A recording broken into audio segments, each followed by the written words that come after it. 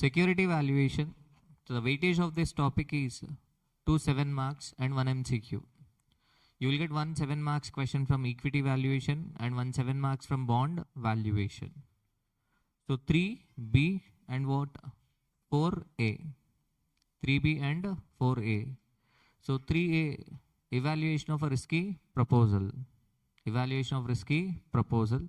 So that's why if you want to answer third question completely, you need 3A and what? Security valuation and also what? Bond evaluation of risky proposals. Okay. Security valuation, 2 7 marks and 1 MCQ, multiple choice question. So you need time value for money knowledge, time value for money. Security valuation. So security valuation means a process of determining the intrinsic value or a worth of a security, such as a stock, bond, or other financial instrument. So we have seen a derivative valuation yesterday, derivative valuation. But here we are going to see only the security valuation. So that too equity valuation and bond valuation. We have a two parts, security valuation, equity and bond valuation. So we do not have a preference share valuation in syllabus, preference share valuation. And even though if there is a preference share valuation, that is very simple, because you will receive a dividend, preference dividend for n number of years, and at the end of the nth period you will receive redemption value. It is similar to plain vanilla bond. So what is the purpose of doing a security valuation? The purpose of doing a security valuation is investment decision. So it helps investor for making an intelligent investment decision, risk assessment, portfolio management. You know the portfolio management, yes or no? Portfolio management first activity is to what? Select the security based on return and risk. Select the security based on return and risk. Okay. So investment decisions, intelligent investment decision, we have seen already when to buy, sell or hold. When to buy, sell or hold. So there are two categories. We compare actual return and CAPM return, actual return or average return, or sometimes we call it as expected return. So we compare the expected return with what? Required rate of a return, and we decide whether to buy, sell or hold the security. Or else we find out Jensen's alpha. Jensen's alpha is equal to expected return minus required rate of a return. If Jensen's alpha is positive, buy the security. If Jensen's alpha is negative, sell the security. If Jensen's alpha is equal to 0, hold the security. Okay. So likewise, we compare what? Actual market price and theoretical market price. Theoretical market price means the price which is calculated using the valuation model. So that valuation model can be a Walters model, dividend discount model, free cash flow to the equity model. Valuation is a subjective concept. Subjective concept means what? So I'm using, for example, if I use Walters model, that doesn't mean you also should use the Walters model. You might use another model. So valuation is completely a subjective concept, and the value depends upon a perception. Value depends upon a perception of an individual. Okay. So here actual market price is compared with what? Theoretical market price. Rahul, is this enough revision? Yes, it is enough if you know the concepts, because I'm just recalling the concepts in this class and making you practice A++ questions. Okay. If you do these questions are more than enough. Here actual market price is less than theoretical market price. If actual market price is less than theoretical market price, what does it indicate, Pravalika? If actual market price is less than theoretical market price, what does it indicate? The security is undervalued.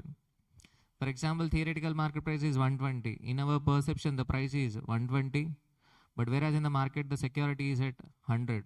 So are you going to buy it or not? Yes, because it is underpriced in the market.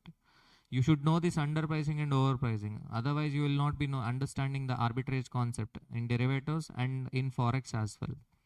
Next, if actual market price is greater than theoretical market price, it is overvalued and we sell the security. If it is overvalued, we sell the security. If actual market price is equal to theoretical market price, it is correctly valued. Hold the security for some time. Hold the security. Okay. So value of any asset depends upon two factors. One is the future economic benefit. Always any asset, including human resource valuation in business valuation also. The fundamental point for valuation, whether it is a security valuation or a valuation of a goodwill or a valuation of a share or any valuation, any value depends upon two factors, future economic benefit and what? Future economic benefit and what? Required rate of a return, risk. If risk increases, required rate of return increases. If risk increases, required rate of return increases and value decreases. So wealth value depends upon two factors. One is the future economic benefit and second is risk, required rate of a return. Okay.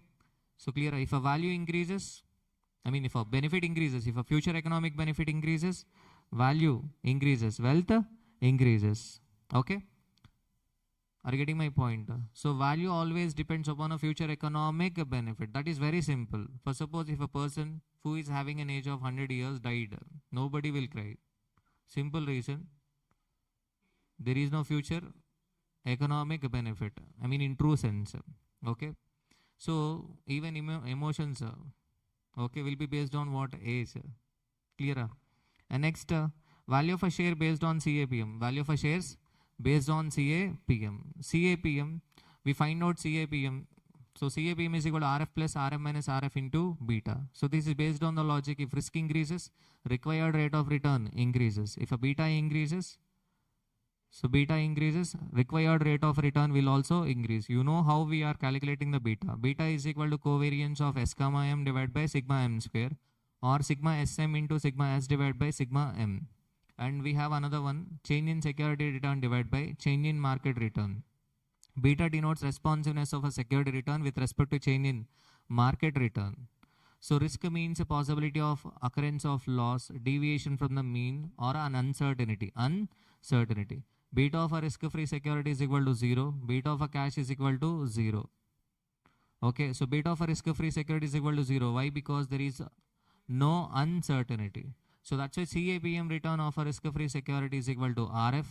CAPM return of a market is equal to RM because beta of a market is equal to 1.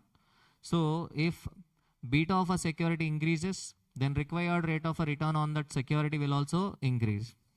And how do we find out the equilibrium price or intrinsic value or a P naught? P naught is equal to D1 divided by KE minus G. So this we have seen in the time value for money, 5 examples.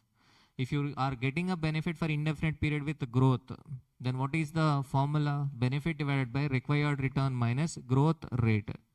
So here P naught is equal to D1 divided by KE minus G is based on the same logic. Okay. So if a risk increases, required rate of a return, KE increases, and if KE increases, what happens to the value? Value will decrease. Okay.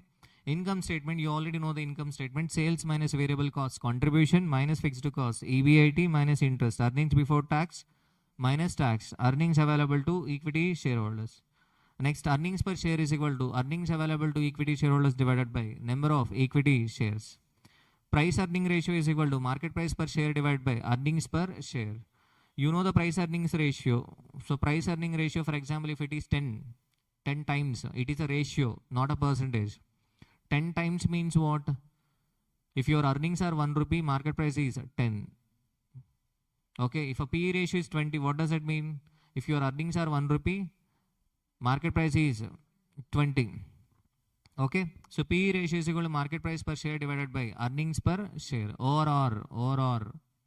Okay, so 1 divided by KE. Sir, why we are writing 1 divided by KE? Because in cost of a capital, we have learned a KE formula. So one of such formula is K is equal to earnings per share divided by market price per share, even divided by P naught, even divided by P naught. But here PE ratio is equal to what? P naught divided by E naught. Okay, market price per share divided by earnings per share. So that's why PE ratio is equal to 1 divided by KE. 1 divided by KE. So sometimes they will ask you to find out the value of a share using PE ratio. PE ratio. How can we find out the market price per share? Market price per share is equal to EPS into PE ratio. EPS into PE ratio. This is a frequently used formula for mergers and acquisition. Mergers and acquisition. MPS is equal to earnings per share into PE ratio. Retention ratio. Retention ratio is equal to 1 minus dividend payout ratio. Dividend payout ratio is equal to dividend per share divided by earnings per share. Next, required rate of a return on equity. Required rate of return on equity. Rate of a return on equity is equal to earnings per share divided by market value per share. Earnings per share divided by market value per share or book value per share. We use two formulas. Ratios do not have any standard. So ratios do not have any standard. So that's why you will not find uniformity in ratios. So rate of return on equity can be what? Earnings per share divided by book value per share. How will you get book value per share? Book value per share is equal to net worth divided by number of shares. Net worth is also called as equity or proprietor fund. Proprietor fund. How do we get equity? Equity is equal to reserves and surplus plus equity share capital minus fictitious assets. Fictitious assets means, example, preliminary expenses not written off, discount on issue of debentures not written off. Fictitious meaning unreal, imaginary. Unreal, imaginary. Okay? Clear? So, market value per share. And next, interest and fixed dividend coverage ratio. So this will not be useful for security valuation right now, but let us see the formula. Interest and fixed dividend coverage ratio. Coverage ratio means, example, interest coverage ratio. Interest coverage ratio is equal to, interest is paid out of a EBIT. Interest is paid out of a EBIT. So that's why interest coverage ratio is equal to EBIT divided by interest. EBIT divided by interest. For example, interest coverage ratio is equal to 10. What is the meaning of this? Meaning of this is, for every, your interest commitment is 1 rupee, but you are earning 10 times of a interest. So generally this interest coverage ratio will be used by the credit manager of a bank to decide whether to give a loan to a customer or not. Clear up? So here interest and dividend coverage ratio, fixed dividend. Fixed dividend means what? Preference dividend. So that's why in denominator we are taking debenture interest plus preference dividend, and in numerator we are taking profit after tax plus debenture interest. So next, capital gearing ratio. Capital gearing ratio means capital gearing ratio. Capital gearing ratio is equal to fixed financial charges bearing capital divided by equity share capital plus reserves and surplus. Nothing but equity. In denominator equity. Numerator, if you see the numerator, so we are taking a capital which is having a fixed financial charges. You should know the meaning of financial charge. Financial charge means what? The charges we pay on procurement of a fund. We procure fund by way of equity, debt or a preference. Equity charges, dividend, equity dividend is not fixed, it is variable. But preference dividend is fixed, and interest is also fixed. Interest is also fixed. So capital gearing ratio is equal to preference share capital plus debentures divided by equity share capital plus reserves and surplus. Kalyan Kumar, there is no difference between the capitalization rate and return on equity. If in the question capitalization rate is given, that capitalization rate will be used as what? KE. Sometimes they will specifically give as equity capitalization rate. We take it as KE. Depending upon the question, there is no standard for ratios. So that's why in some questions we take capitalization rate as KO, overall cost of a capital. Overall cost of a capital. Okay, depends. That depends on a question. So value under discounted cash flow method. Value under discounted cash inflow method. Value of any asset is equal to what? Present value of a future cash flows. Future cash flows can be what? Even cash flow, single cash flow, multiple uneven cash inflow. So these are all for definite period. Even cash inflow for definite period. Single cash flow means only 1 year. You will get either in 10th year or 15th year. Single cash inflow. In June 2025, the question was asked based on single cash inflow. bond valuation. Multiple uneven cash inflow, multiple uneven cash inflow, even cash inflows for indefinite period, even cash inflows for indefinite period, cash inflows for indefinite period with growth rate. So these 5 categories are very important for valuation concepts, whether it is security valuation or business valuation. So even cash inflow, for suppose if asset is giving a equal cash flow for a definite period, simple, how we are going to calculate? So okay, we take 1 to n years cash flow, and next what? PVAF, present value annuity factor at the rate of required rate of a return. Okay, so nothing but simply we multiply with what? Annual cash inflow with present value annuity factor. This we do when the cash flows are even. The next, single cash inflow. Single cash inflow means only one cash flow. For example, 0 coupon bond which is redeemable at the end of a 5th year at face value. So the investor is going to get only benefit for 1 year. So 10,000 into PV factor. PV factor 0.621. 6210 is the answer. I mean example. In my example, I have taken required rate of return at the rate of 10%. Next, multiple uneven cash inflow. Multiple uneven cash inflow. Asset might give a multiple uneven cash inflow. Asset may give what? Multiple uneven cash inflow. So if multiple uneven cash inflow, if asset is giving multiple uneven cash inflow, in year column we take 1, 2, 3, 4, 5 like that, and cash flow. And cash flows are individually multiplied with what? Present value factors, and we take the total last column. So that is the value of a asset. The next what? Even cash inflow for indefinite period. If you're getting a benefit for indefinite period, 1 to infinite years, 1 to infinite years. So for 1 to infinite years, we cannot find out present value annuity factor. We cannot find out present value annuity factor. Further, we do simple. When you receive a benefit for indefinite period, value is equal to what? Annual cash inflow divided by required return. Required return. So cash inflow for indefinite period with growth rate. Cash inflow for indefinite period with growth rate, then value is equal to annual cash inflow or a benefit divided by required return minus growth. That required rate of return can be KO or a KE, depends. What value are you finding out? Are you finding out the value of firm? If you are finding out the value of firm, then it is KO. If you are finding out the value of equity, then what? KE. Clearer? So what valuation are you doing? That is important here. Clearer? Next, dividend discount model. Dividend discount model, we may receive a dividend, either constant dividend for indefinite period without any growth, So this will comes in the category of fourth one. What is the fourth one? Benefit for indefinite period without growth. Then how do we get value? Value is equal to P0 is equal to D1 divided by KE. P0 means current market price. Current market price is equal to D1 divided by KE. D1 benefit, KE required return. So for suppose we have a constant growth. If you have a constant growth, so when there is a constant growth, then P0 is equal to D1 divided by KE minus G. P0 is equal to D1 divided by KE minus G. So this can be applied when the growth is constant.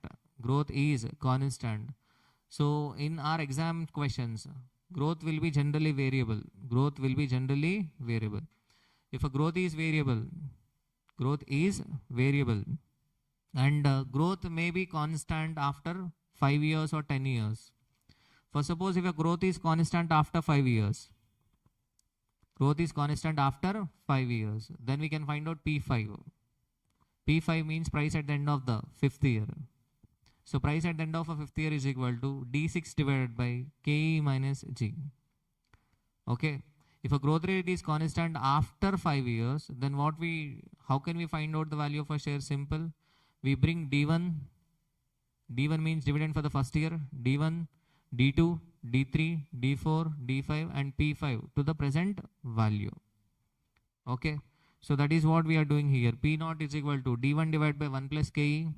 D2 divided by 1 plus KE power 2 and so on. And last, Pn. So for suppose growth is constant after 5 years, then n is equal to 5. Okay, Pn divided by what? 1 plus Ke power n. So how do we get growth? Growth is equal to B into R. Growth depends upon two factors. Growth depends on two factors. One is B, retention ratio, and second, return on equity. Rate of a return on equity. Next, earnings based model, we have a Walter model. This Walter model you might have came across in CMA inter level. Walter says simple. Walter, okay, says dividend decision is relevant to the value of a firm. Dividend decision is relevant to the value of a firm. Okay. So Walter, he gave an optimum payout ratio and also he gave a formula for price per share. Okay, what is an optimum payout ratio? That depends upon the return on equity. For suppose if a return on equity or a return on investment is greater than KE, so the return on reinvestment is greater than KE, so then optimum payout ratio is equal to 0. Because return on reinvestment is greater than KE means business is expected to give more than the requirement of the equity shareholders. So that's why you do not pay any dividend, reinvest, retain and reinvest. So if R is greater than KE, if you are not paying dividend, then the market price will be maximum. Optimum means best. Optimum means what? Best. If R is less than KE, optimum payout ratio is equal to 100%. If R is less than KE, optimum payout ratio 100%. Because if reinvestment rate is less than KE, that means business cannot meet the requirement of equity shareholders. It is better to what? Pay off the 100% dividend. If you pay 100% dividend, then the price will be maximum. If R is equal to KE, so every payout ratio is an optimum. Nothing but there is no optimum payout ratio, indifferent. So there will not be any difference. Whether you pay dividend or not, it will not make any difference. Okay. Earnings growth model formula instead of dividend. So I have already told you valuation is a subjective concept. Value depends upon a perception. Some companies might take a dividend. Some companies may take earnings as a base. If you are taking dividend as a base, then what is the formula? D1 divided by KE minus G. Some companies may not pay dividend. They always retain the money. Then what? There will not be any value or what? Yes, there will be a value. So they might use what? Earnings growth model. E1 divided by KE minus G. PE multiple approach. EPS into PE ratio. Or instead of using the earnings, we can use what? Free cash flow to the equity. Free cash flow to the equity means nothing but simple. The earnings after commitment are considered as what? Free cash flow to the equity. Okay. So now for you, free cash flow to the firm is not relevant because we are valuing the security. Equity valuation. We are going to discuss equity valuation. So that's why free cash flow to the firm is not relevant here. Free cash flow to the equity. How we find out the free cash flow to the equity? Free cash flow to the equity is equal to net income. What is this net income? Net income is earnings available to the equity shareholders. So this EAS is not free cash flow to the equity. It is not a free cash flow to the equity. Why it is not a free cash flow to the equity? Because the reason is there can be a commitment. What can be a commitment? We use money for two purposes. Investment in fixed assets, investment in current assets, working capital and fixed assets. Yes or no? Working capital and fixed assets. So that's why if you see here, net income minus capital expenditure. Capital expenditure is our commitment. We use money for capital expenditure. But we should take net capital expenditure. Net capital expenditure means capital expenditure minus depreciation plus working capital.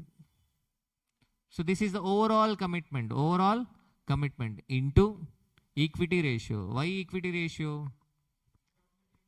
Because we are finding out the free cash flow to the equity. So that's why from earnings available to equity shareholders, we should reduce equity commitment. We are not going to make entire investment from the equity funds, right? So you know the meaning of capital structure, capital mix, debt equity ratio. So that's why what here net income minus in brackets capital expenditure minus depreciation plus change in working capital delta. Delta working capital means what? Change in working capital. Nothing but increase in working capital. Investment. The additional investment into what? Equity ratio. So this concept, you can use this concept in business valuation also. Okay. If it is free cash flow to the firm, we take net income. Here net income means what? Earnings available to the firm. We should take earnings available to the firm minus what? Capex minus depreciation plus change in working capital. So entire commitment has to be reduced. Entire commitment has to be reduced. Am I clear? Everybody able to understand? Clear? And valuation of right. Valuation of a rights. Valuation of a rights. So we have a concept of rights issue.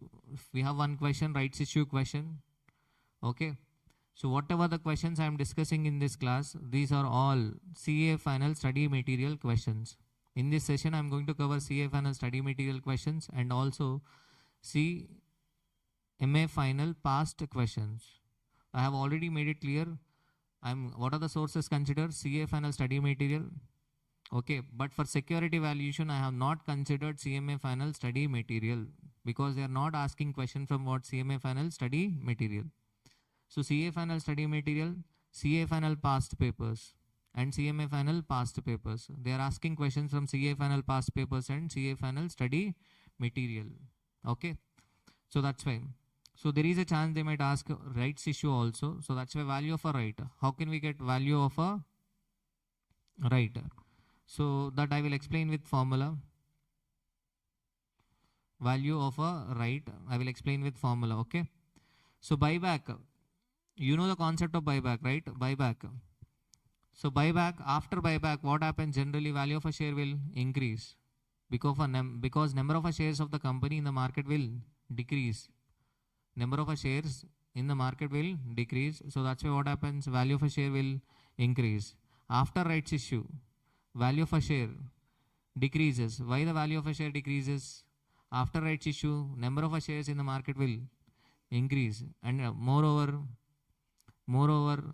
so rights issue means the shares issued to the existing shareholders at a concessional price. So when you calculate the weighted average price, so weighted average price will be less than what? Pre-rights issue price. Pre-rights issue price. So after rights issue, generally what happens? The value of a share will decrease. So value of a preference share, it is not relevant for exam, but okay, fine. I will explain. Irredeemable means indefinite period. Investor will get a benefit of dividend. So that's why value is equal to what? Preference dividend divided by required rate of a return on a preference shares. KP. Nothing but what? KP. PD divided by KP. PD divided by KP. Simple. For suppose if it is redeemable, it is similar to plain vanilla bond. Plain vanilla bond. So D1 divided by 1 plus KP power n power 1.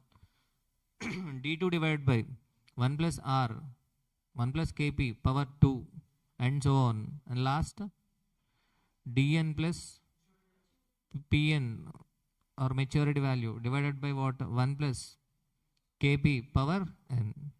So when we do problems, you will be able to understand this concept. Simple. So these are the formulas which we are going to use in equity valuation. These are the concepts. Everybody, is it clear?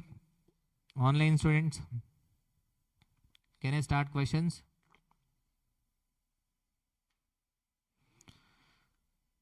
So this question number one is asked, the security valuation question number 1 is asked in business valuation, and also what? It is a CA final past question. This question is not for practice, but you have to refer this question. You have to refer this question. Not for practice, but you have to what? Refer.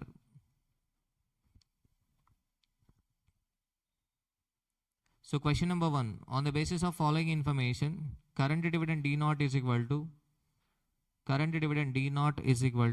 2.5, discount rate 10.5%, growth rate G 2%.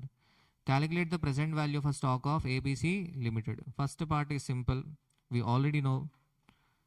So how can we find out the present value? D1 divided by KE minus C. So that means 2.5 into 1 plus 2.5 into 1 plus 0.02 divided by 0.105 minus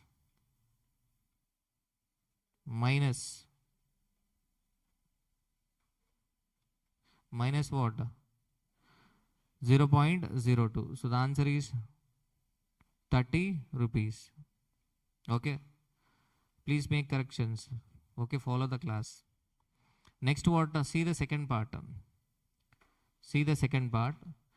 In second part, one point you have to refer. Is its stock overvalued? If the stock price is rupees 35, actual market price is given 35, return on equity is equal to 9%, earnings per share is equal to 2.25. Show detailed calculation. Return on equity is given. What is the return on equity? 9%. How do we get return on equity? Return on equity is equal to earnings per share divided by book value per share or market price per share. Use PE multiple approach and earnings growth model. So they are asking you to use only PE multiple approach. PE multiple approach means earnings per share into PE ratio. PE ratio is not given in the question. But how can we find out PE ratio? Market price per share divided by earnings per share. But market price per share is also not given in the question. But return on equity is given. So PE ratio, other formula is what? 1 divided by KE.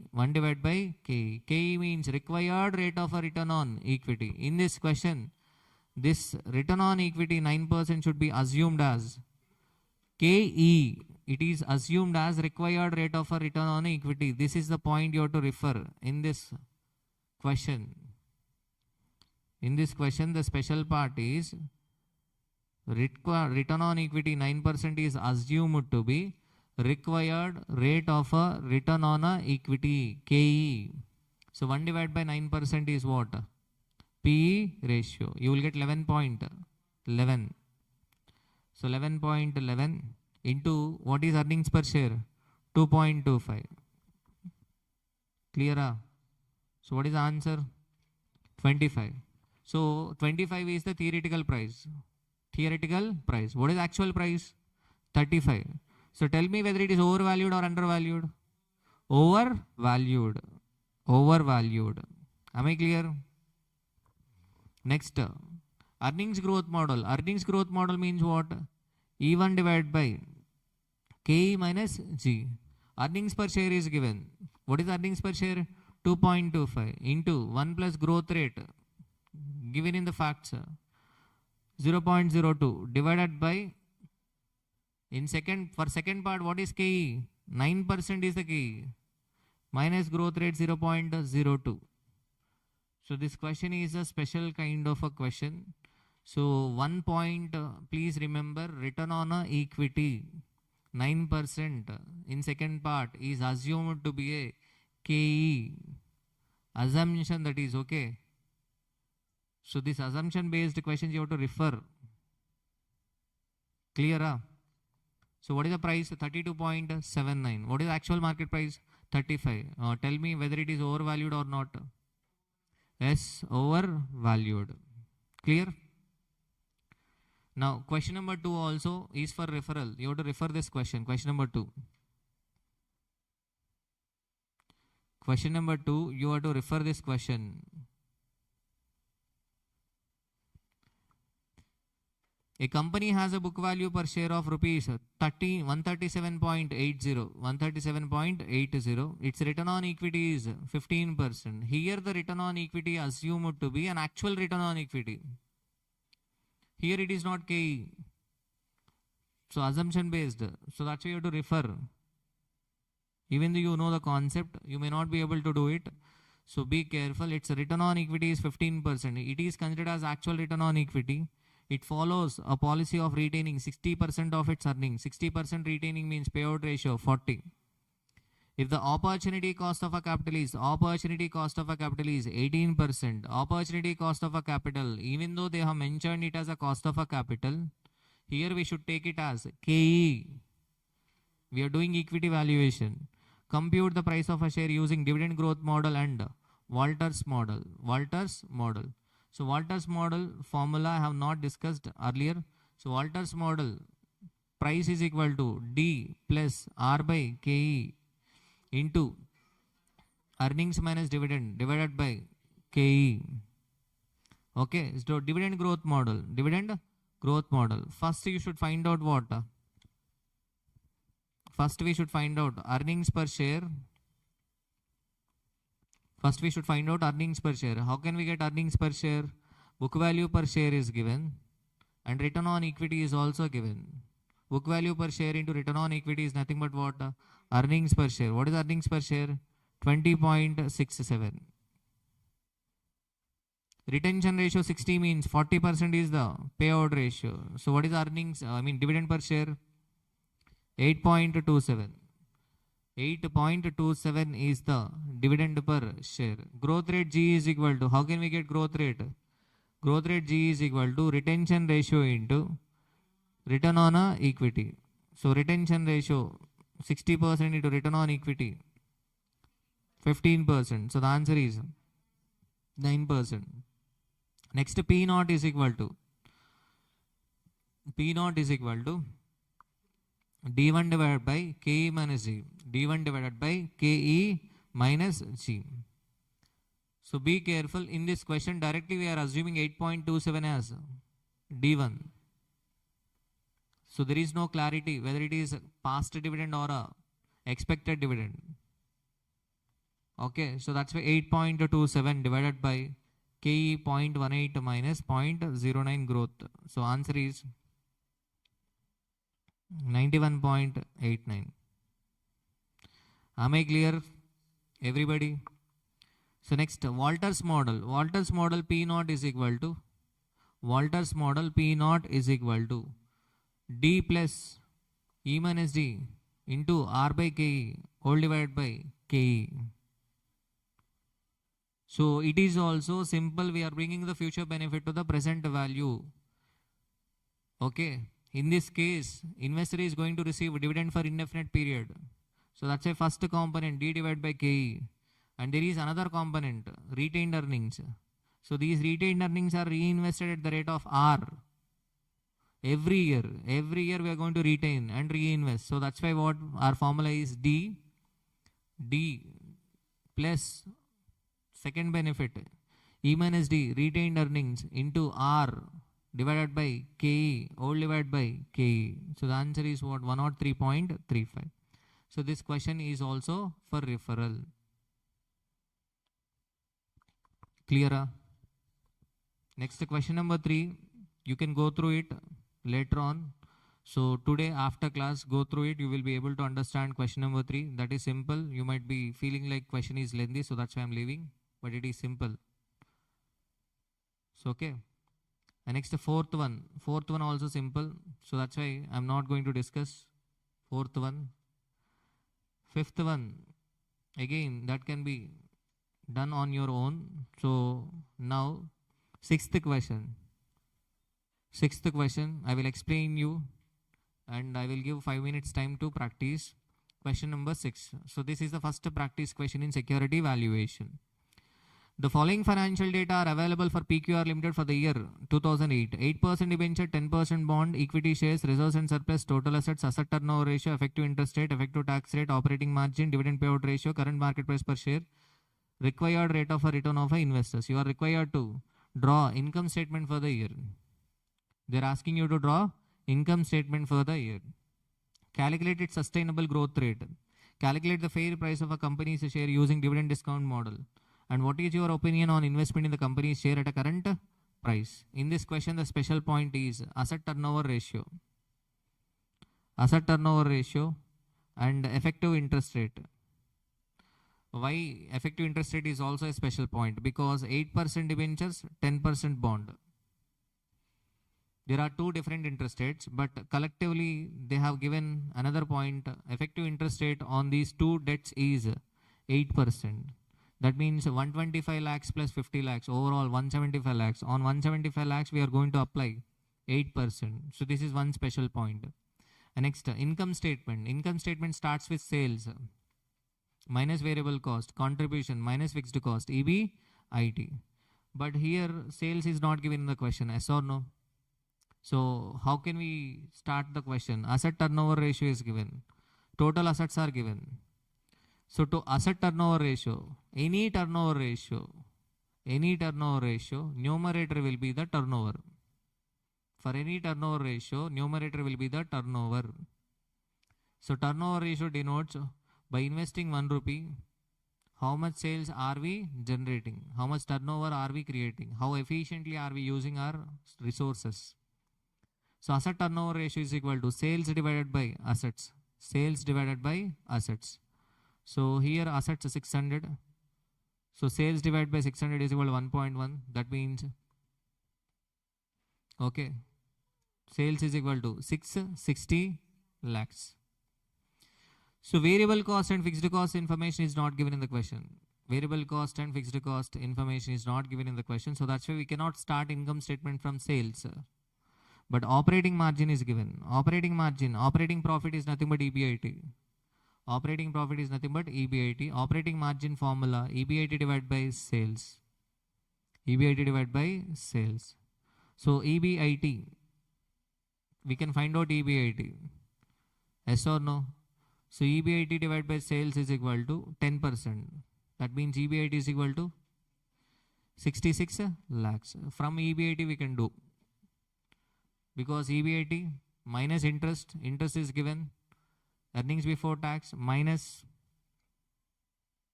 tax is also given, effective tax rate is given, and next to what? Next, okay, earnings after tax. Preference dividend is there or not? No. So earnings after tax is nothing but what? Earnings available to equity shareholders. You can find out what? Earnings per share. Clear? And then what? Sustainable growth rate. How can we find out sustainable growth rate? Sustainable growth rate is equal to retention ratio into return on equity. So here payout ratio is given. Dividend payout ratio 16.67 means retention ratio is equal to 1 minus 16.67, 83.33. So retention ratio into return on investment. What is the return on investment? So return on investment is not given in the question, but we can find out. EAT divided by total assets. Sorry, equity. EAT divided by equity. EAT divided by equity. What is the equity here? 100 plus 300, 400. 400. Clear? So we can find out the return on equity. So growth rate we can find out. And next, fair price. How can we get fair price? Fair price is equal to D1 divided by KE minus G. Clear? So special point, asset turnover ratio and what? Effective interest rate and also operating margin. Operating margin is equal to EBIT divided by what? Sales. So pause the video and within 5 minutes solve this question. So try to solve this question as soon as possible. Everybody please. 7th question. So this you can do on your own. 7th question. So next 8th question. 8th question we have a special point, that is inflation. First part is simple. First part, finding out the CAPM return. CAPM return is equal to RF plus RM minus RF into beta. Okay. And next what? Finding out P0 by using the formula D1 divided by KE minus G. Here the last dividend paid 2 rupees. So that is simple. D1 divided by KE minus G. Okay. But in second part, if you see, how would the equilibrium price change when the inflation premium increases by 2%? Inflation premium changes by 2%. In regular class time value for money we discussed, the interest rate depends upon the inflation. Interest rate depends upon inflation. If inflation increases, interest rate will also increase. Okay. So inflation increases by 2% means RF will increase by 2% and RM will also increase by 2%. So the expected growth rate increases by 3% means what is the earlier growth? Earlier growth rate was 7%, now the growth rate is 10%. So beta earlier 1.2, now beta 1.3. Okay, beta 1.3. Am I clear? Done. Okay. So now here the point is beta increases to 1.3. So then obviously what happens? The CAPM return will increase. CAPM return will increase and we can find out the new P naught. New P naught. Okay. Am I clear? Done. Next. Question number 9. Question number 9, you should know the formula for beta. Question number 9, you should know the formula for beta. XYZ Limited paid a dividend of ₹2 for the current year. The dividend is expected to grow at 40% for the next 5 years and at 15% per annum thereafter. Okay, Raju. The return on a 182 days treasury bill is 11% and the market return is expected to be around 18% with a variance of 24%. The covariance of XYZ return with that of mid market is 30%. You are required to calculate the required rate of a return and intrinsic value of the stock. They are asking you to find out the required rate of a return and also intrinsic value of a stock. Intrinsic value. So simple. Here the return on 182 days treasury bill is 11% per annum. The return on a 182 days treasury bill is what? 11% per annum. That is RF. And what is the market return? Market return is equal to 18%. RF and RM are given. RF and RM. And also variance, market variance is given. Sigma M square. What is sigma M square? 24. Covariance of XYZ return with that of a market is also given. 30%. So here RF is given, RM is given, but beta is not directly given. So we have to apply the formula. Beta is equal to covariance of S comma M divided by sigma M square. So beta here is 1.25. Cost of equity K is equal to RF plus RM minus RF into beta. So clear? So they are asking intrinsic value. So last dividend paid 2 rupees per share. So this is the most frequently asked concept, 2-stage growth model or a 3-stage growth model. So paid dividend of ₹2 per share. The dividend is expected to grow at 40% for the next 5 years and at 15% per annum thereafter. 15% per annum thereafter. First 5 years, 40%. So the growth rate is constant after how many years? Growth rate is constant after 5 years. That means we can find out P5. So simple question, D1, D2, D3, D4, D5 and P5. We should bring these two present value. This 2.8 is nothing but what? D1, 3.92, D2, 5.49, D3, 7.68, D4, 10.76, D5. How we are calculating this 2.8? 2 plus 40% growth. Next 2.8 plus 40% likewise. And next what? So this 16.36 is the present value of a dividend. 16.36 is the present value of a dividend. What about P5? So we have a P5 also. P5 is equal to what? D6 divided by K minus G. D6 divided by K minus G. How can we get D6? D5 into 1 plus growth rate.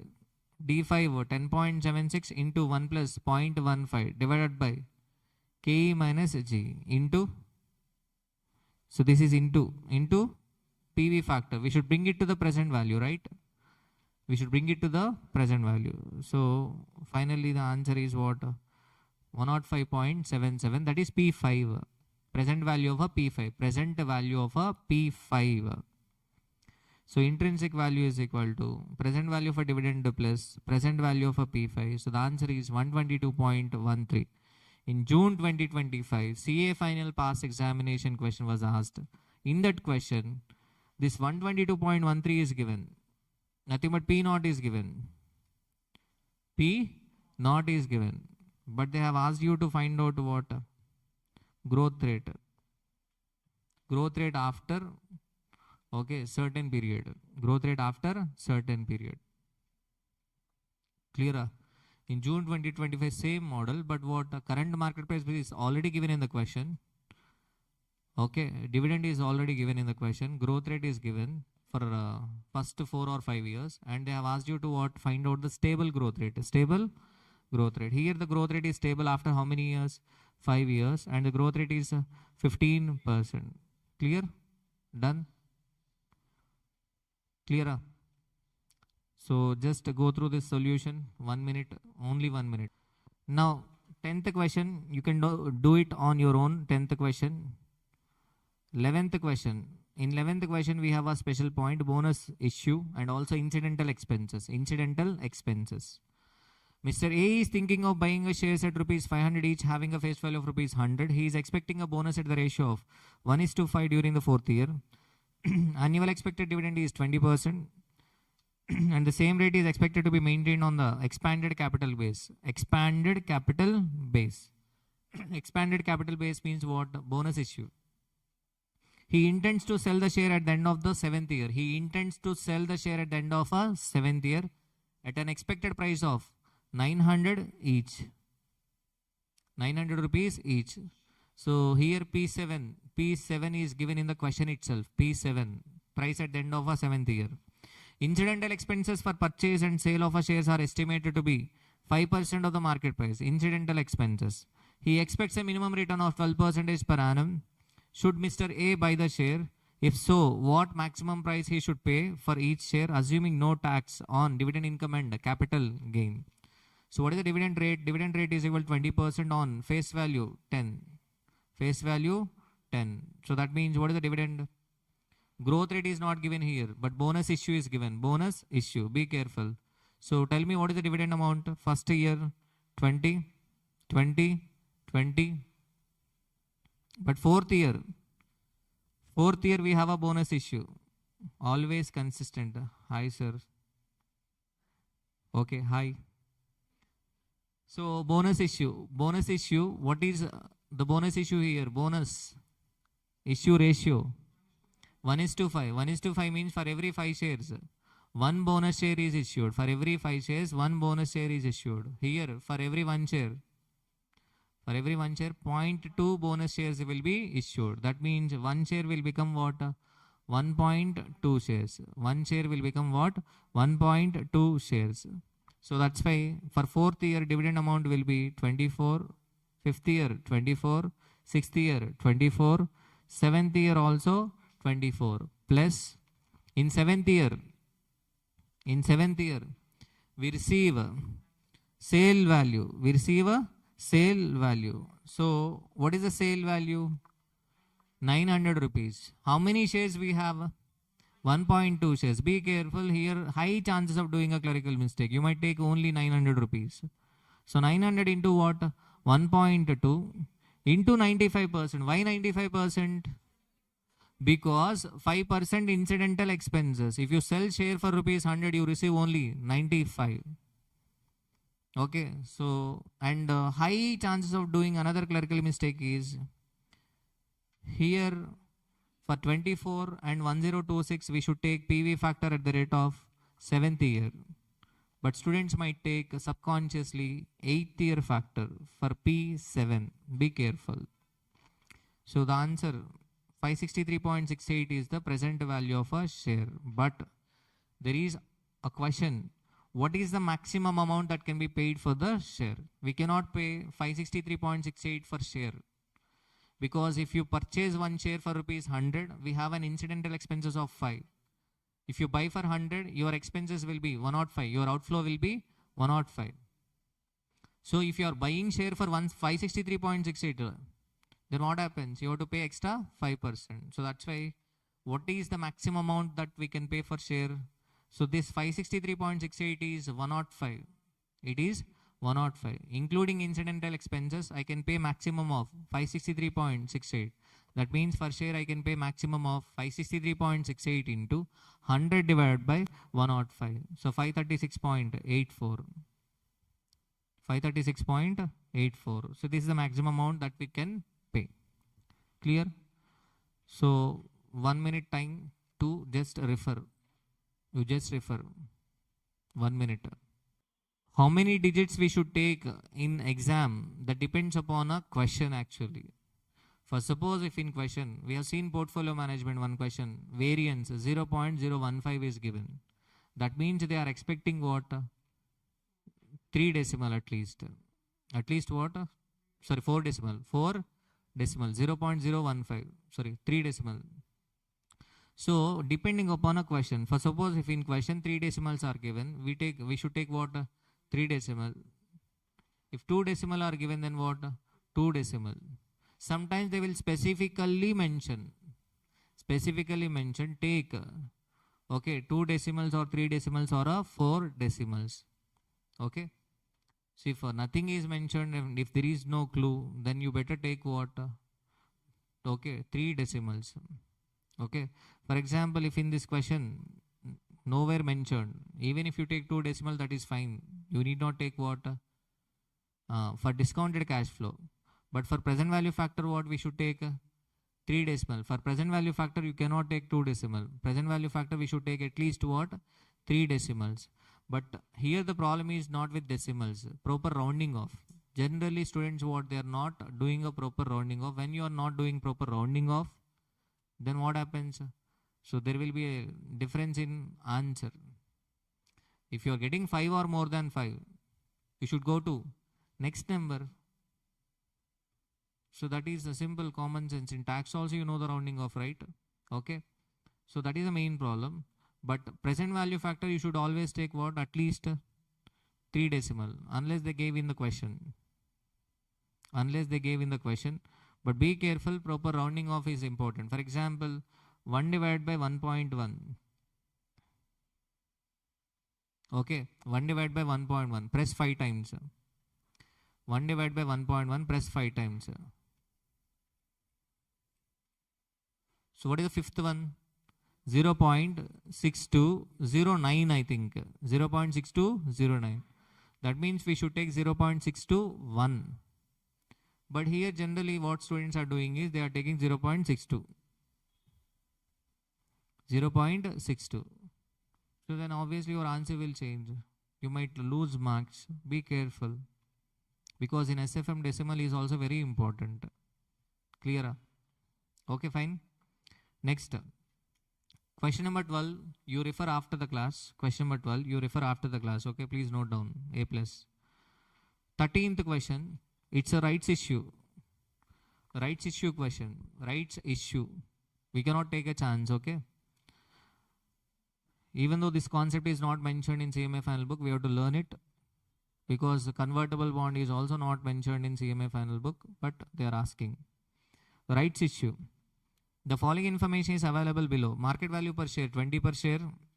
Equity capital, 12 lakh shares at the face value of rupees 10 per share. The company is planning to issue rights shares to the existing shareholders and raise rupees 60 lakhs to finance a new project. The company is planning to issue rights shares and they wanted to raise money of 60 lakhs to finance a new project. You are required to calculate the X right price of a shares and also value of a right. What is this X right price and value of a right? This is a new concept. So I have not explained in the beginning. Now I will explain with this question. If the company offers 1 right share for every 3 shares, company is going to offer 1 right share for how many shares? Every 3 shares. The company, second case, the company offers 2 right shares for every 5 shares held. For every 5 shares held. Okay, and also they are asking you to show the effect of the rights issue on the wealth of a shareholder X who has 1500 shares when the company offers 1 right share for every 3 shares held, assuming he subscribes to the rights issue and he ignores the rights issue. He subscribes to the rights issue and next word, he ignores the rights issue. Clearer? So now first part. They are asking you to find out the X right price and what value of a right. So what is the first case? First case in first part. The company offers 1 right share for every 3 shares. So how many shares are there? 12 lakh shares. 12 lakh shares. So 12 lakhs divided by 3. How many right shares we are going to issue? We are going to issue 4 lakh right shares. What is the amount of fund we are going to raise? 60 lakhs. 60 lakhs divided by 4 lakhs. 15. What is this 15? 15 is the subscription price. Subscription price. Nothing but we are issuing one right share at the rate of rupees 15. But what is the current market price of a share? Current market price of a share is equal to 20. Current market price of a share is equal to 20. That means you are issuing one share which is worth of 20 rupees for 15. So tell me, if you do the weighted average of a market price per share, if you find out the market price per share using weighted average, will it reduce or not? Yes, it will get reduced. That weighted average market price per share is called as a X right price. X right price. Simple. X right price is equal to simple. Already we have a 12 lakh shares, and what is the market price per share? 20. So 12 lakh into 20, 240 lakhs plus new fund procured 60 lakhs, 240 plus 60, 300 divided by shares. How many shares we have? Already existing 12 lakhs plus new issue 4 lakhs. So the weighted average market price per share is equal to 18.75. That itself is called as X right price. Clear? Clear? Okay. So we can write formula NP naught. NP naught means number of shares into price, current market price per share. NP naught plus delta N into S. That and all waste of time. Okay. You understand the concept, you can write. Okay, you can calculate easily. Next, value of a right. Value of a right. So what is the benefit received because of a right? Existing shareholder is having a right to subscribe to the share at the rate of 15. At the rate of 15. So what is the benefit? We cannot say 5 rupees is a benefit. We cannot say 5 rupees as the benefit, because right now the current market price is 20. But after rights issue, the price will reduce to 18.75. That means existing shareholder is getting one share for rupees 15, which is worth of 18.75. So that means the value of a right is 3.75. 3.75, and for every 3 shares he will get one right share. So that's why we can calculate on value of a right on per share basis. 1.25 is the answer. 1.25. Am I clear? So likewise we find out for what? 2 shares for every 5 shares. If 2 shares for every 5 shares are being issued, then how many new shares are being issued? 12 lakhs into 2 divided by 5. 2 divided by 5. 4,80,000. So 4,80,000 means subscription price is equal to 60 lakhs divided by 4,80,000. 12.5. 12.5. X right price is equal to X right price. X right price is equal to 240 lakhs plus 60 lakhs divided by total number of shares 12 lakhs plus 4.8. 17.86. So what is the value of rate? 17.86 minus 12.5 divided by how many shares? How many? Into 2 by 5. Into 2 by 5. So 1.07 is the value of a right.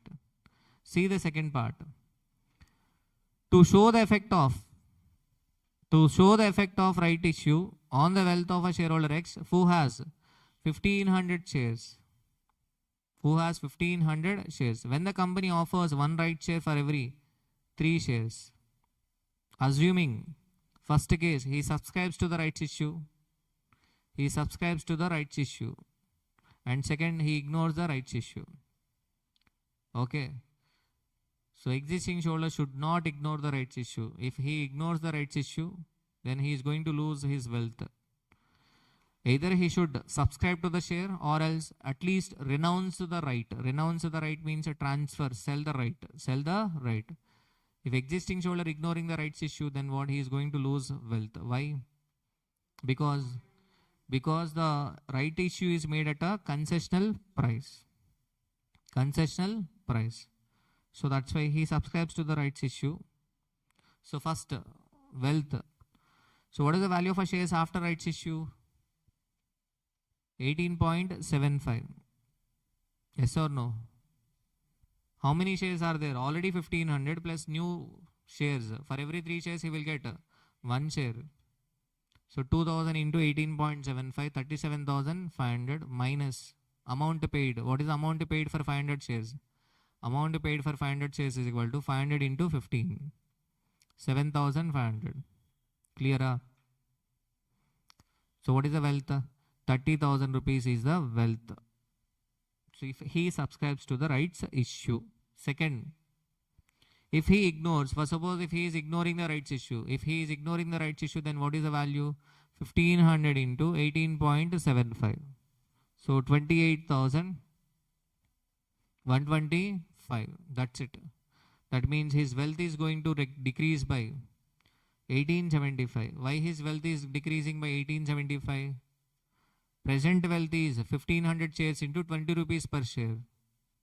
1500 into 20, 30,000. As of now, 30,000 is the wealth.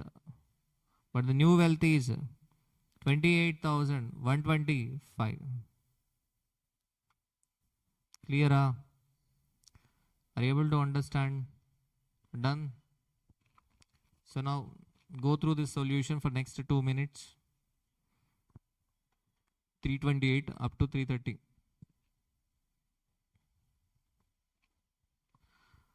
Rahul Limited has surplus cash of rupees 100 lakhs and wants to distribute 27% of it to the shareholders. This is buyback question.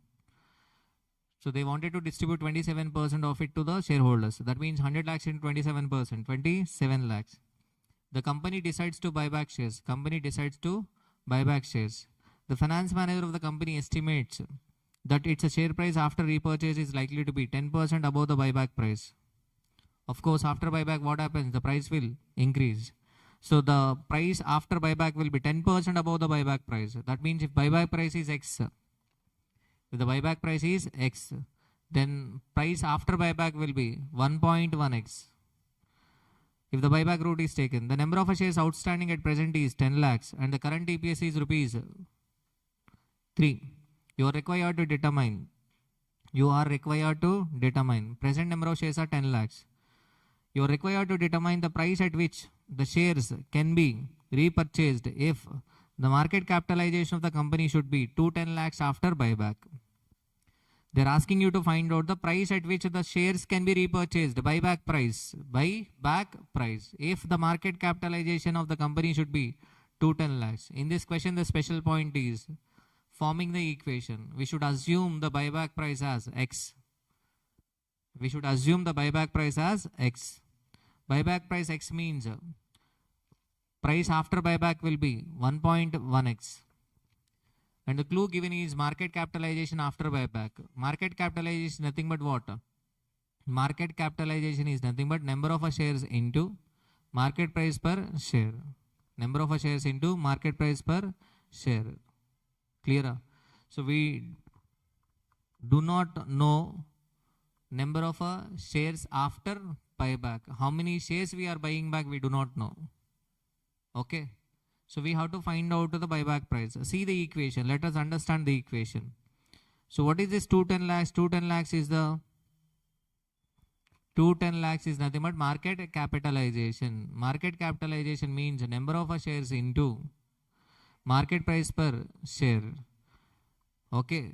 So what is the market price per share after buyback? Market price per share after buyback is 1.1x. 1.1x. Okay, so number of shares is equal to, number of shares after buyback is equal to 10 lakhs minus, we are buying back shares, right? That shares has to be reduced. 10 lakhs minus 27 lakhs divided by X. What is this 27 lakhs? We are distributing an amount of 27 lakhs. Buyback amount is 27 lakhs divided by buyback price. You will get number of shares bought back. Clear? So by solving this equation, you will get buyback price of 21.79. Okay. The next question, number of shares repurchased. 27 lakhs divided by 21.79, 1.24 lakhs. Next, EPS after buyback. EPS after buyback will increase, yes or no?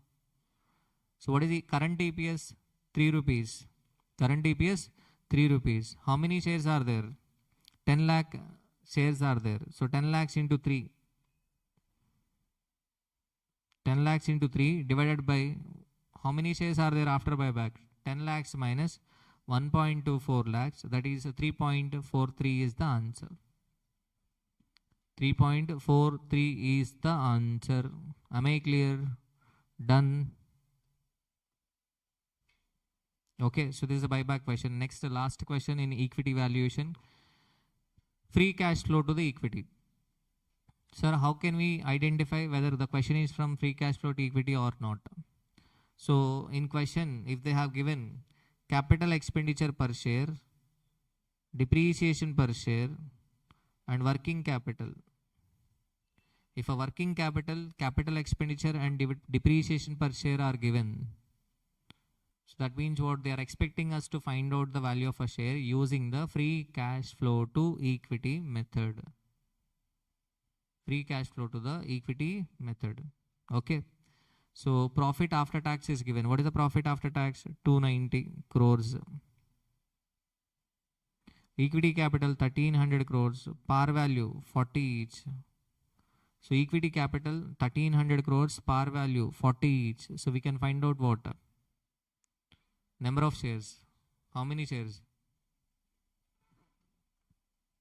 1300 crores divided by 40. How many shares? 32.5 shares. Earnings per share is equal to 290 crores divided by 32.5. 8.923. So now understand this free cash flow to the equity. Free cash flow to the equity means earnings available to equity shareholders. Net income 8.923 minus 8.923 minus, we should reduce the commitment. What is the commitment? Capital expenditure 47 minus depreciation. 47 minus 39, 8 rupees is the net capital expenditure plus working capital 3.45 into what? Okay, equity ratio. What is the equity ratio? 73%, because debt ratio is given. What is the debt ratio? 27. So that means equity ratio is 73%. Okay. So answer is 0.5645. Clear? So cost of equity K is equal to RF plus RM minus RF into beta. So information is given. So value of a share is equal to, how can you get value of a share? So value of a share is equal to free cash flow to the equity at the end of the first year. So that is 0.5645 plus growth rate. 0.5645 plus growth rate divided by KE minus growth rate. So the answer is 70.89. So with this we have completed our material equity valuation questions. Okay. Equity valuation questions. Now let us move on to the past examination questions. Equity questions, past. Equity valuation, past questions.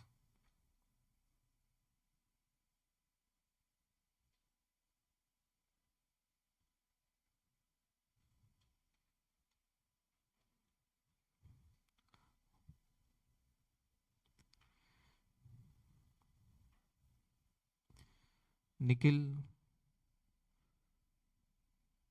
June 2026 batch. Group 4 will start after December examinations. Right now for Group 3, already started and completed.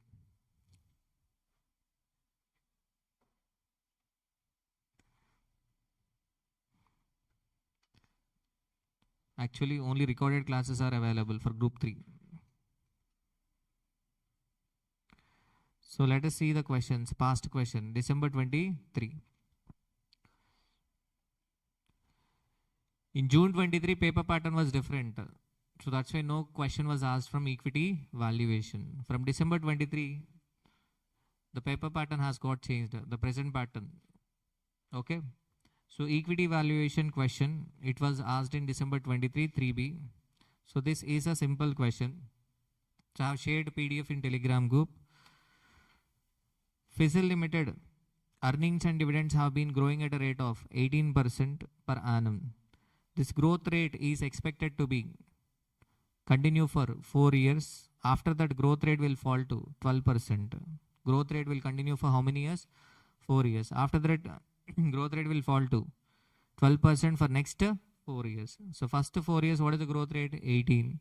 Next 4 years, 12. Thereafter, a growth rate is expected to be 6% forever. That means growth rate is constant after how many years? 8 years. That means we can find out P8. P8. The last dividend paid per share was 2 rupees. Investors' required rate of return is 15%. Assess the value of a share using 3-step procedure. 3-step procedure means nothing but 3-stage growth model. 3-stage growth model. Here we have a 3 growth rates. 3 growth rates. Simple growth rate is constant after how many years?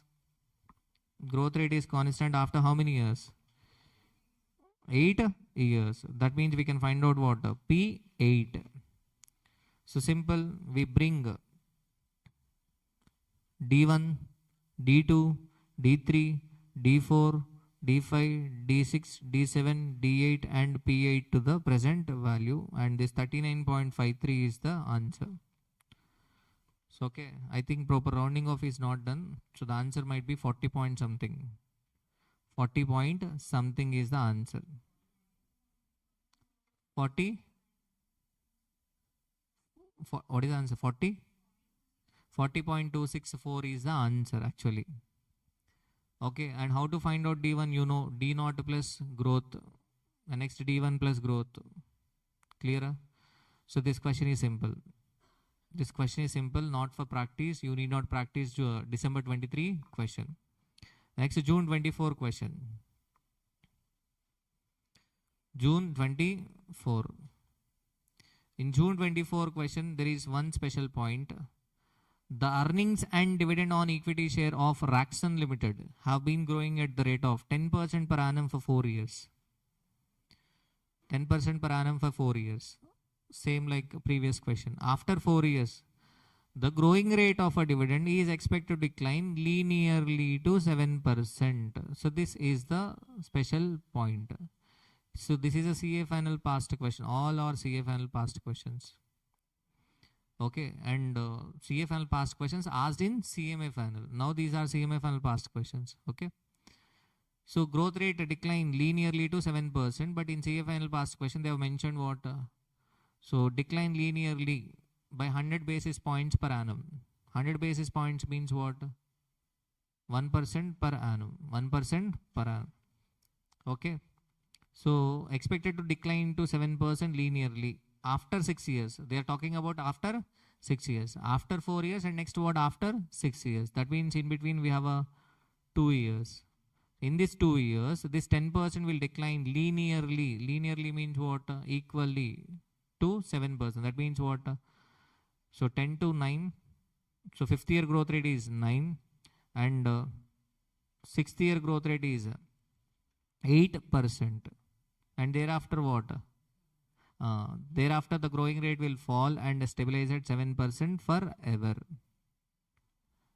Okay, so the last dividend paid was 3 rupees per share. Investor required return 16%. Assess how much the value per share is. Okay, how much the value per share is. Simple. Okay, simple. What is the growth rate for the first year? What is the growth rate for first year? 10%. Second year 10%. Third year 10%. Fourth year 10%. But fifth year 9. Sixth year 8. After 6 years growth rate is constant, that is 7. So that means we can find out what? P6. After 6 years growth rate is constant means we can find out P6. How can we find out P6? P6 is equal to D7 divided by KE minus HE. So the answer is 40.1127. Simple. So the only special point is what? Growth rate decline linearly to 7%. So that is the only special point.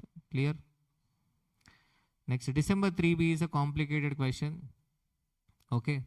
Complicated question. December 24, 3B is completely out of the way. This is not a CA final past question and CMA final past question. When these kind of questions are asked, better you take choice.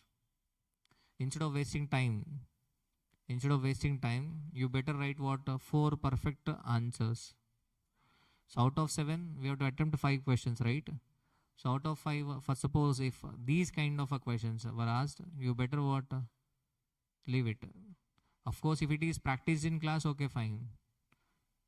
But if it is completely new, then better what? You ignore. Okay. So now see the question. T Limited is a major player in the textile industry of the country. The industry is expected to maintain a high growth for the period of 5 years, after which it is expected to drop down. High growth for 5 years and thereafter what? It will drop down. Currently the company is distributing 40% of its profit as a dividend to the shareholders. 40% is distributed. Payout ratio. The dividend payout ratio of the company is expected to remain at the current level for the next 5 years. For the next 5 years, dividend payout ratio will remain same. After which it is expected to increase to 55. Dividend payout ratio 40 means retention ratio 60. After 5 years, dividend payout ratio 55% means retention ratio 45.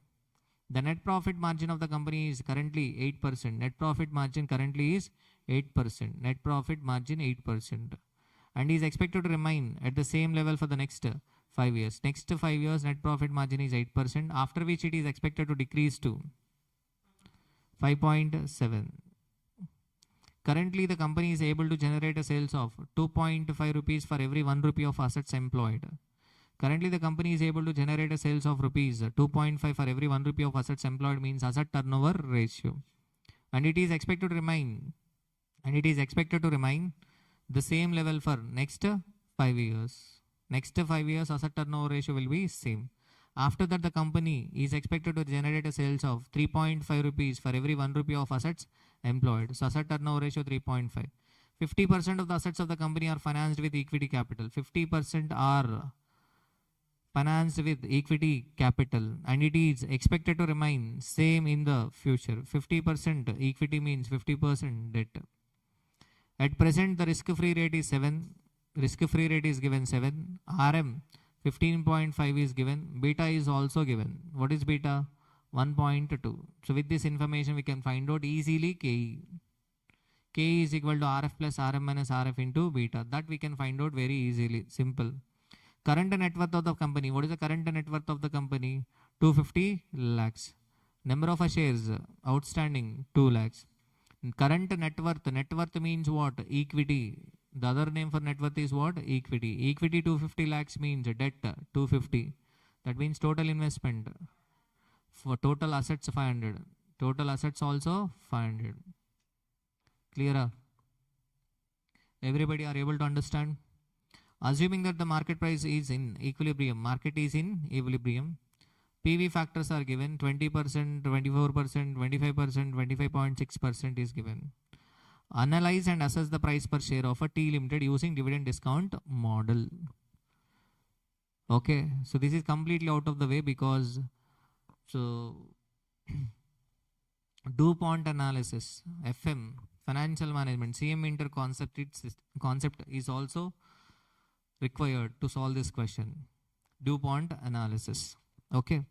So first of all, KE we have calculated easily RF plus RM minus RF into beta, but growth rate is not given in the question.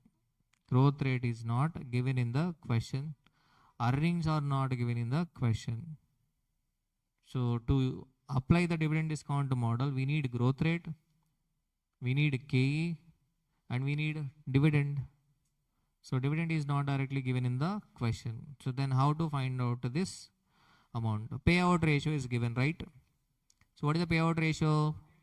First 5 years 40, next 55. Net profit margin 8, 5.7. Asset turnover ratio is given. What is asset turnover ratio? 2.5, 3.5. Asset turnover ratio. Okay. Net worth is given. Net worth ratio. What is the net worth ratio? 50%. Total assets divided by net worth is equal to 50%. So for next 5 years 50 and thereafter also 50. Now the return on equity. How can we find out the return on equity? So in this question, this return on equity is the special point, 40%.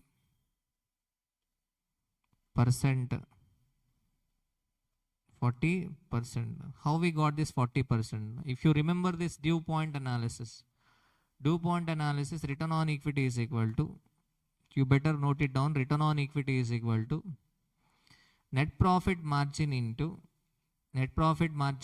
asset turnover ratio into equity multiplier. On the screen you will not find this formula, you better note it down. Net profit margin into asset turnover ratio into equity multiplier. Okay. Next, net profit margin is nothing but net profit divided by sales into asset turnover is nothing but sales divided by total assets into equity multiplier is nothing but total assets divided by equity.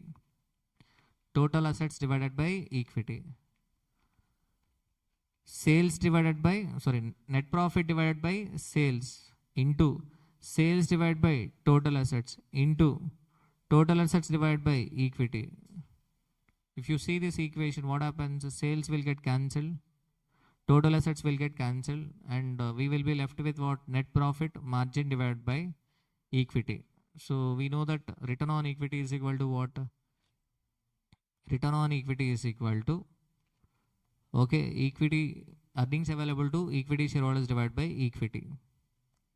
So why we are finding out the return on equity? Return on equity depends upon, return on equity is required to find out the growth rate. Growth rate depends upon two components: retention ratio, return on equity. Okay, and return on equity depends upon three components: net profit margin, asset turnover ratio, and next what? Equity multiplier. So we have a net profit margin 8% into asset turnover ratio 2.5 into 1 divided by 50, that is net worth ratio. Net worth ratio is equal to net worth divided by total assets, but equity multiplier is equal to what? Total assets divided by net worth. So that's why 8 into 2.5%. So 8% into 2.5 divided by what? Divided by 50%. You will get 40. In the same manner we will do for what?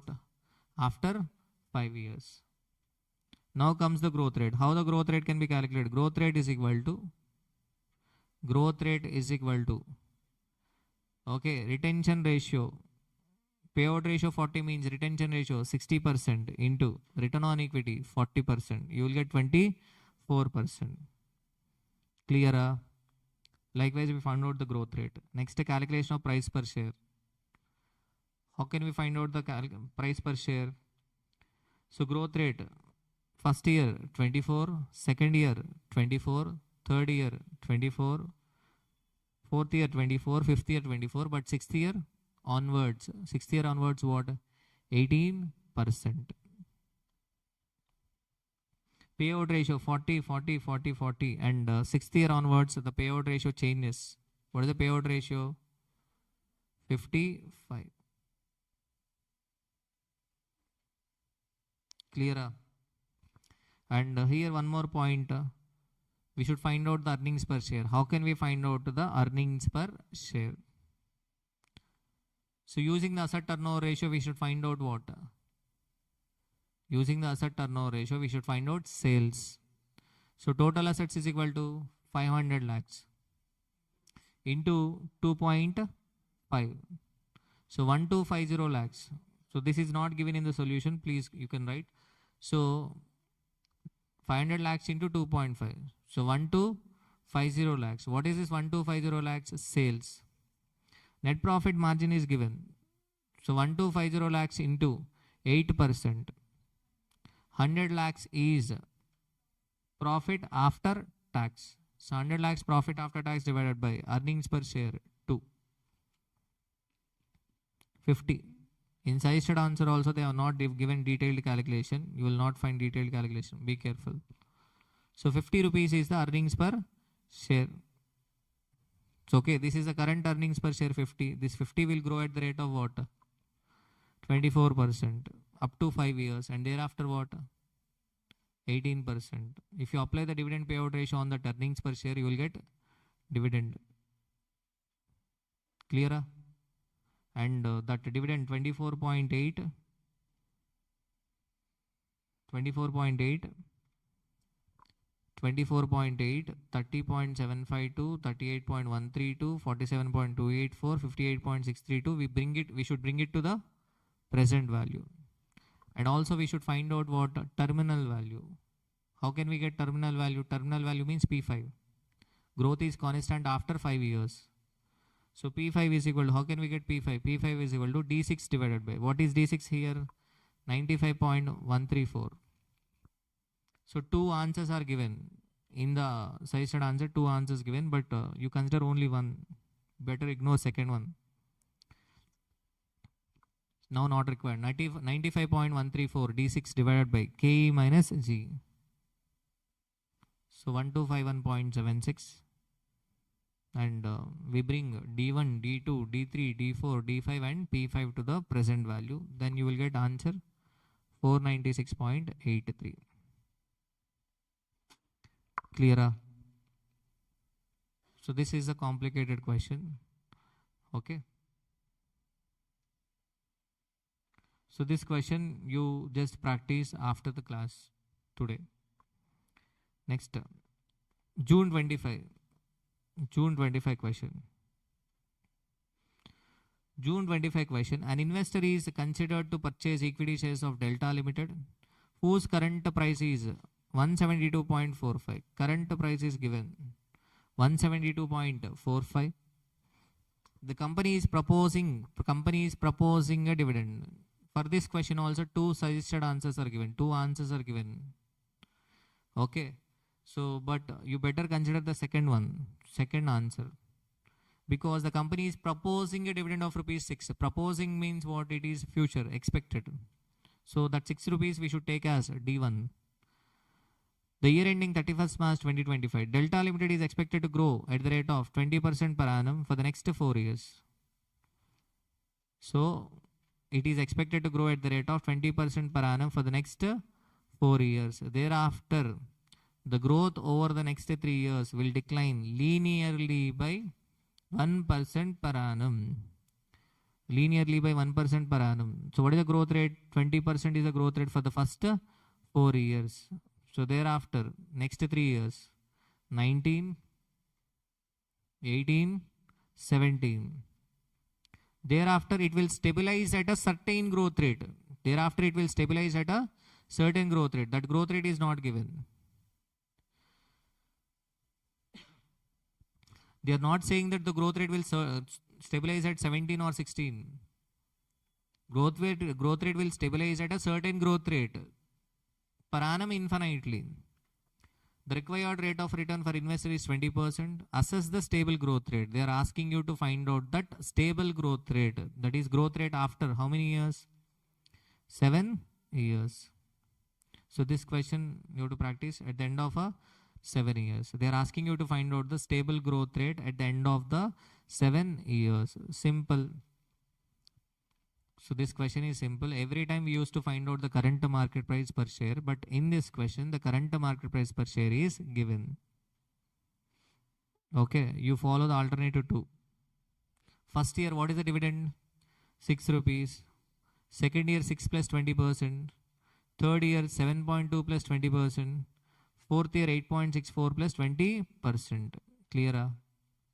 Up to fourth year, what is the growth rate? 20%. Thereafter, growth rate will decline linearly by 1% every year. So that means fifth year growth rate 19, 6th year growth rate 18, 7th year growth rate 17. So we are bringing the present value, and we are bringing the dividend to the present value. We are bringing D1, D2, D3, D4, D5, D6, D7 to the present value. What is the amount we are getting? 34.6. Here the decimals may be different. You take proper decimals, okay? 34.6.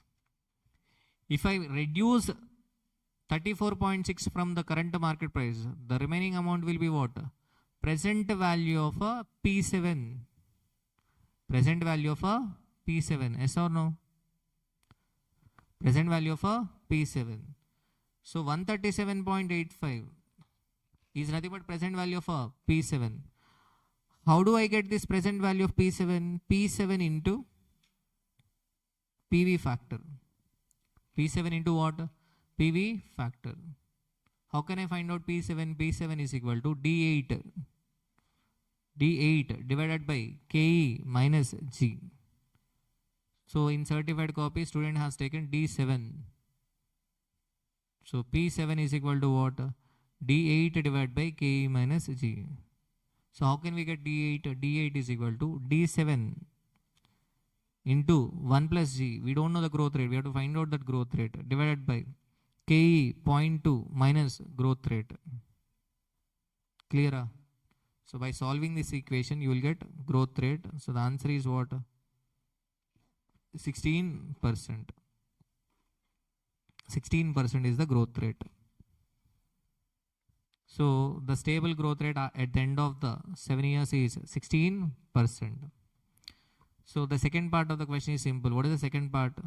Advise whether it is worth to purchase the share at this price if the investor has a stable growth rate of 15% per annum. Advise whether it is worth to purchase the share at this price if the investor has a stable target growth. What is the investor target growth rate? Investor is targeting stable growth rate of 15, but the security is giving 16. Is it worth to purchase or not? Yes, it is worth to purchase the share. Second part is simple. So first part they have asked you to find out what? Growth rate. Clear? Done? Am I clear? So now, so for 15 minutes, you just refer the questions, 15 minutes. You can consider this 15 minutes as a break or revision time, whatever. Okay, 15 minutes. Okay, at 4:15, I will start bond valuation. Clear?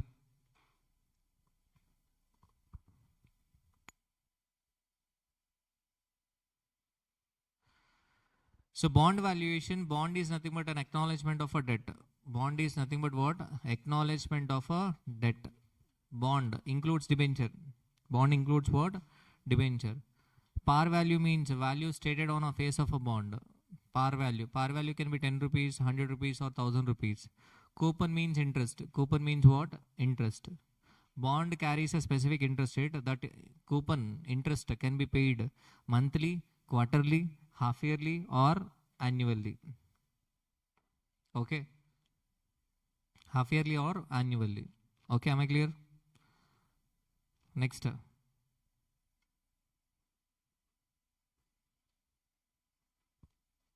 Next, types of a bond. So types of a bond. So you have to understand the types of a bond. Zero coupon bond. Zero coupon bond is issued at discount, redeemable at par. Single cash inflow. Only single cash inflow. If you, you have to remember those 4 examples. What are the 4 examples? 4 examples. So 5 examples. Single cash inflow, even cash inflows for definite period, uneven cash inflows for definite period. The next what? Cash flows for indefinite period. And next cash flows for indefinite period with growth rate. So zero coupon bond, it is issued at discount and redeemable at par. Investor will get a single benefit, single cash inflow at the end of the nth period. Okay. So in that case, how do we get value of a bond? Face value divided by 1 plus R power n. Nothing but we bring the future benefit to the present value. Next, annuity bond. So we do not have any questions on annuity bond, but they might ask in examination. Annuity bond means even cash inflows for definite period. Like we pay EMI to the bank, company will pay EMI to the investor or equated annual installment to the investor. So that bond is called as what? Annuity bond. Next, uneven cash inflows for definite period, that is plain vanilla bond. Plain vanilla bond. Plain vanilla bond will give uneven cash inflows for definite period. It pays interest for n years, and at the end of the nth period, redemption value. Perpetuity bond means continuous, irredeemable bond.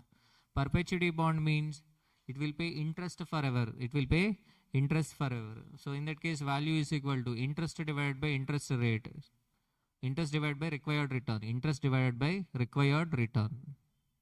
So not interest rate, interest divided by required return. But in most of the cases, required rate of return will be interest rate. Clear? And bond valuation. So this point, simple point, if required yield, required return is equal to coupon rate, for suppose, coupon rate means interest rate, required yield and coupon rate both are same, then value of a bond will be equal to face value. Value of a bond will be equal to what? Face value. So because your requirement and the payment made by the company both are same, so that's why bond will be selling at par. If required yield is greater than coupon rate, then value of a bond will be less than the face value. Why the value of bond will be less than the face value? Because your requirement is more than the bond payment. So that's why it sells at discount. If required yield means required return is less than coupon rate. Your requirement is less than coupon rate. So that's why value of a bond will be greater than face value. So sells at premium. Sells at what? Premium. So provided that redemption value is equal to par value. Provided that redemption value is equal to what? Par value. So this is the condition. If a redemption value is equal to par value, then the above chart is applicable. Okay? Clear? Yield to maturity. Yield to maturity is nothing but IRR. Internal rate of a return. So yield to maturity. Sometimes required rate of a return is similar to cost of a capital. You know the cost of a capital. Cost of a capital means what investors want. IRR is what? What the project is expected to give. Here also YTM, yield to maturity, means what the bond is expected to give. Required yield and actual expected yield. So what is the YTM? YTM means, okay, it is the discount rate at which present value of a cash outflow is equal to present value of a cash inflow. It is a discount rate at which discounted cash inflows are equal to the discounted cash outflow. Am I clear? Done. Next, calculation of duration and volatility. You should know how to calculate the duration and volatility. Till now, they haven't tested this concept, duration and volatility, but they might ask in examination. Duration means, duration is different from maturity. Duration is different from maturity. You know what is maturity, but duration means the average period for which the investment gets locked. So generally the duration of a plain vanilla bond, or duration of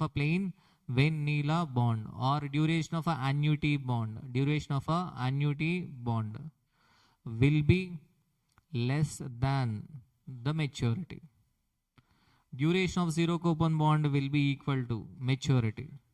Why? Because in zero coupon bond, we receive face value on maturity. We are not going to recover a portion of investment before the maturity. But whereas in plain vanilla bond, we receive interest every year and redemption value on maturity. That means if you are purchasing a plain vanilla bond, you are able to recover certain portion of investment in first year itself. So that's why duration is less than maturity. And duration is nothing but average period for which the investment gets blocked. How can we find out the duration? What are the columns we take for duration calculation? Year, cash flow, PV factor, discounted cash flow, proportion, and next proportion into year.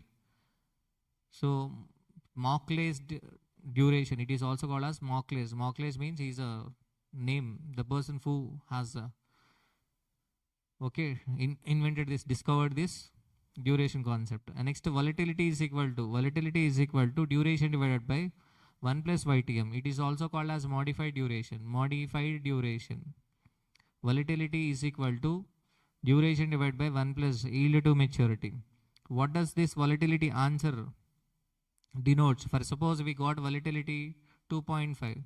What is the meaning of this 2.5? For every 1% change in yield to maturity, value of a bond inversely changes by 2.5%. Obviously, if a YTM increases, if required return increases, value of a bond decreases.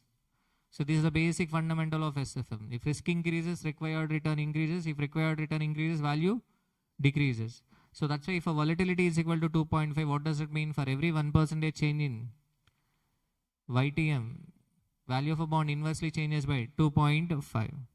Next, the convertible bond. This is the frequently asked concept in examination. CMA final. Okay. So the irony is in CMA final study material, nowhere this convertible bond related concepts were given. An entire study material. I don't know whether yesterday or day before yesterday they might have updated material. I don't know, but I've seen 1 month back. Okay. So convertible debenture or a bond. Convertible bond means investor will be given a right to convert the bond into a certain number of equity shares. An investor will be given the right to convert the bond into certain number of equity shares. Okay. So here we have a new terms. We are going to learn a new terms. Conversion ratio. Conversion ratio means, okay, so not there in book, right? Okay. So conversion ratio means what? The ratio in which the debentures are converted into equity shares. Conversion ratio. Conversion value of a debenture. Downside risk, conversion premium, conversion parity price, favorable income differential per share. All these terms are new but easy to understand. In exam also, you can complete the question within 5 to 6 minutes. You can save time in bond valuation. Okay. So conversion ratio is equal to number of shares into which each debenture can be converted. Conversion value is equal to conversion ratio into market price per share. Conversion ratio into market price per share. Conversion value. Okay. So conversion ratio into market price per share. Next, percentage of a downside risk. So this I will explain with the question. But for the timing, you just see the formula. Percentage of a downside risk. Market price of a convertible bond minus straight value of a bond divided by market price of a convertible bond. So there can be two formulas. In suggested answers, they are giving two. Okay. Market value of a bond minus straight value of a bond. Straight value of a bond means nothing but present value of a bond. The value which we are calculating. Sometimes the straight value of a bond will be given in the question, or else they will ask you to calculate the straight value of a bond. So market value of a convertible bond minus straight value of a bond divided by market price of a convertible bond. So other formula, market price of a convertible bond minus straight value of a bond divided by straight value of a bond. Next, premium over conversion value. Premium over conversion value, if they are asking just amount, then market price of a bond minus conversion value. If they are asking for share, premium per share is equal to premium over conversion value divided by what? Number of shares. Divided by what? Number of shares. Premium per share. And next, if they are asking a percentage, then market price of a bond minus conversion value divided by conversion value into 100. If they are asking ratio of a premium, then you have to apply this formula. Okay. Next, conversion parity price. So the meaning of a conversion parity price is break-even price. Okay. So it is the minimum price of a share at which conversion of debenture is more profitable for investor. So nothing but it is break-even price. Simply remember break-even price. Conversion parity price or a market conversion price is called as break-even price. Nothing but if equity share price is less than that conversion parity price, it is better to what? Take back the amount. Better investor treat it as debt. But if equity share is greater than break-even point, greater than break-even share price, then what? It is better to convert the bond into equity share. Clear? So we can find out the conversion parity price by using any of the two formulas. Market price of a bond divided by conversion ratio, or premium per share plus market price per share, and favorable income differential per share. Favorable income differential per share is equal to interest minus conversion ratio into dividend per share divided by conversion ratio. So do not worry, I will explain these formulas with question. So when we see the question, you will be able to understand. I will explain with question. Okay, clear? So this is a frequently asked concept, and after, so let us go to the questions now. Let us go to questions. With questions I will explain. So question number 16, so that is not for referral as well. Question number 17, you need not refer. So come to 18th question. 18th, question number 18. Question number 18. An investor is considering the purchase of the following bond. An investor is considering the purchase of the following bond. Face value 100, coupon rate 11%, maturity 3 years. If he wants a yield of 13%, what is the maximum price?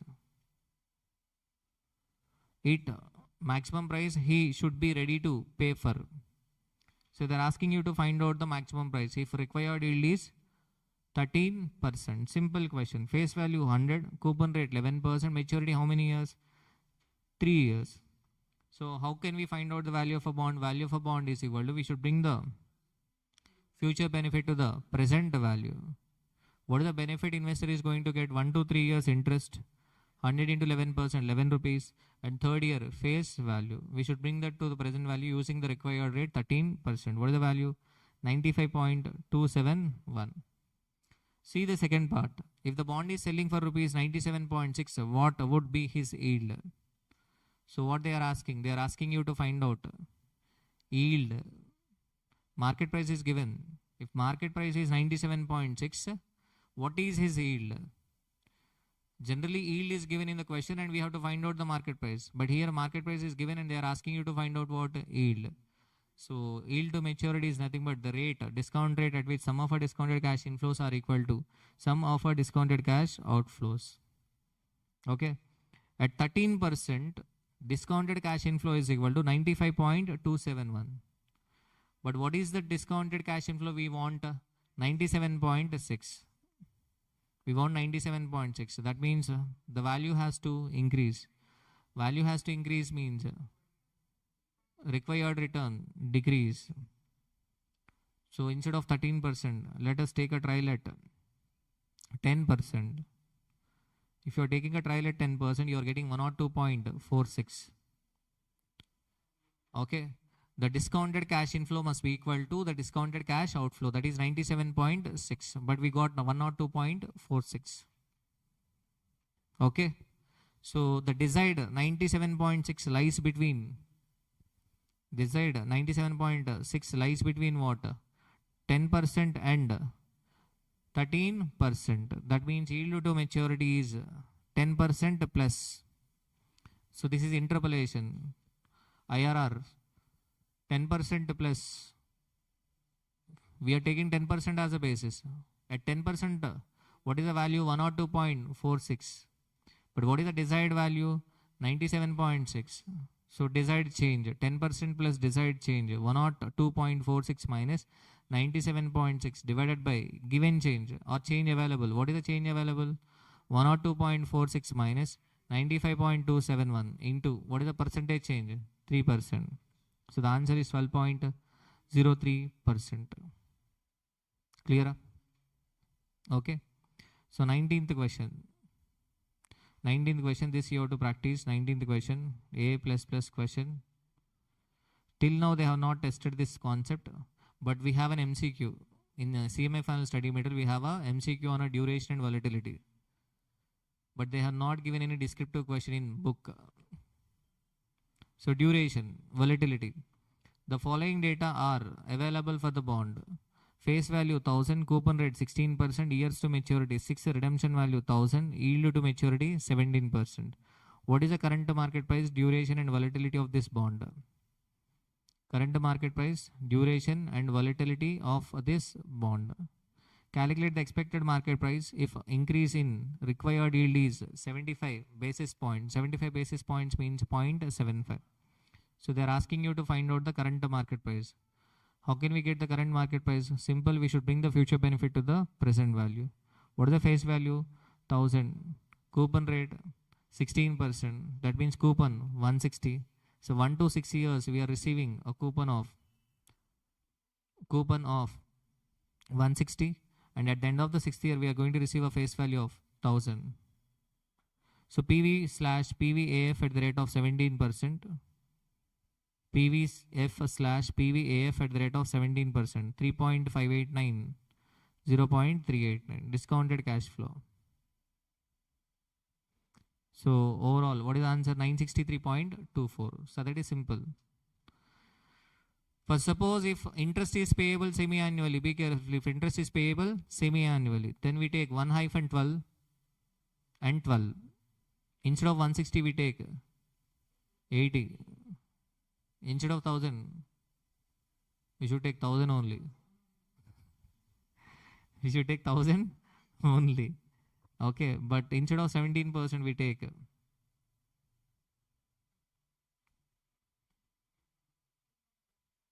8.5.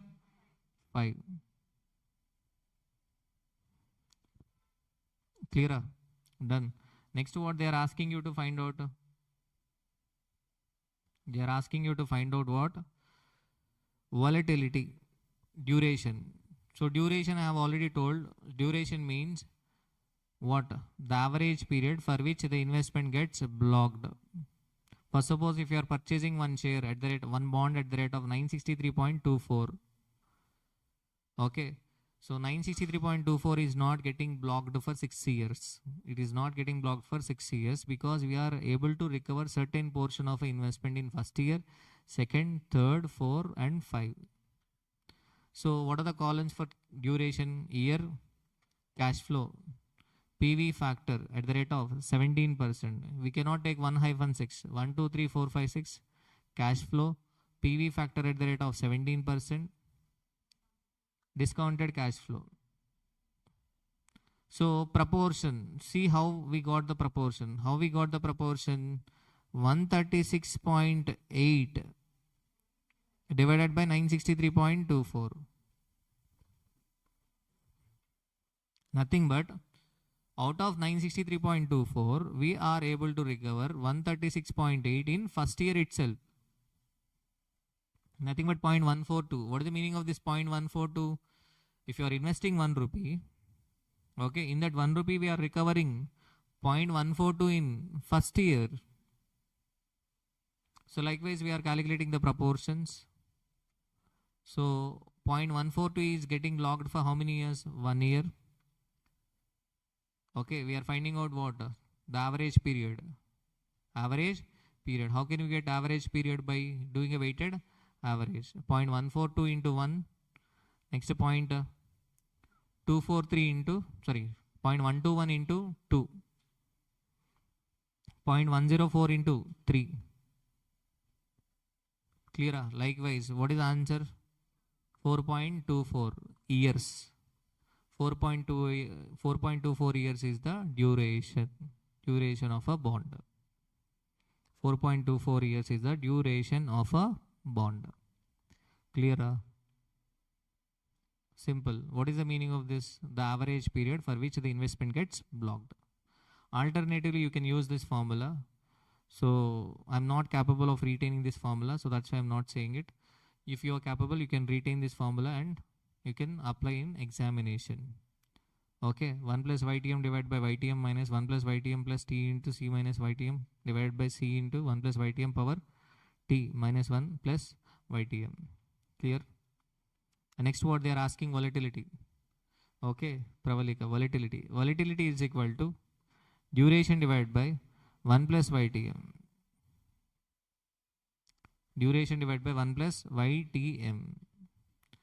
So duration 4.24 divided by 1 plus YTM 3.624. What is the meaning of this 3.624? For every 1% change in YTM, value of a bond inversely changes by 3.624%. Clear? It is also called as modified duration. Okay. Next part. If yield increases by 0.75, if yield increases by 75 basis points, then what happens? If yield increases by 75 basis points, then what happens? Okay. So value of a bond will decrease. So they're asking you to find out the new market price. New market price means what? Simple. Instead of 17, we take what? 17.75. So answer is 938.2 something. So other alternative is what? Using the volatility. Using the volatility. For every 1% change, price of a bond changes by 3.624. Here, YTM changes by 0.75. That means price will change by 0.75 into 3.624. 2.718. Clear? So there might be some decimal mistake. You will get accurate answer if you try on your own. Clear? So that means bond value decreases by 2.718%. So the new bond price will be what? Somewhere around 938. Clear? Everybody, are you able to understand? Online students, please tell me. Please respond. Sahil.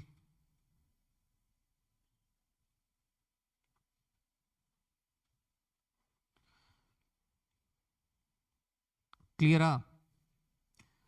So, okay, next doubt will be, sir, why we are calculating this duration? How it can be used? Okay, so value of a bond, okay, fine. To make an intelligent decision like Kirti, okay, we are finding out the value of a bond. Okay, but why we are finding out duration? What is the purpose of duration? The duration purpose is simple. If you want money after 2 years, if you want money after 2 years, you should not invest money in the bond which is having a maturity of 2 years. You should invest money in a bond which is having a duration of 2 years. Duration of 2 years. Because duration means average period for which the investment gets blocked. If you want money after 2 years, your money should get blocked for how many years? 2 years. That means you should select a bond which is having a duration of 2 years. Clear? So for example, question number 20, duration. Mr. A will need rupees 1 lakh after 2 years, for which he wants to make one-time necessary investment now. He wants 1 lakh after 2 years. He wants to make one-time necessary investment now. 19th question you have to practice, okay? So he wants 1 lakh after 2 years. He has a choice of 2 types of a bonds. Their details are as follows. He needs 1 lakh after 2 years.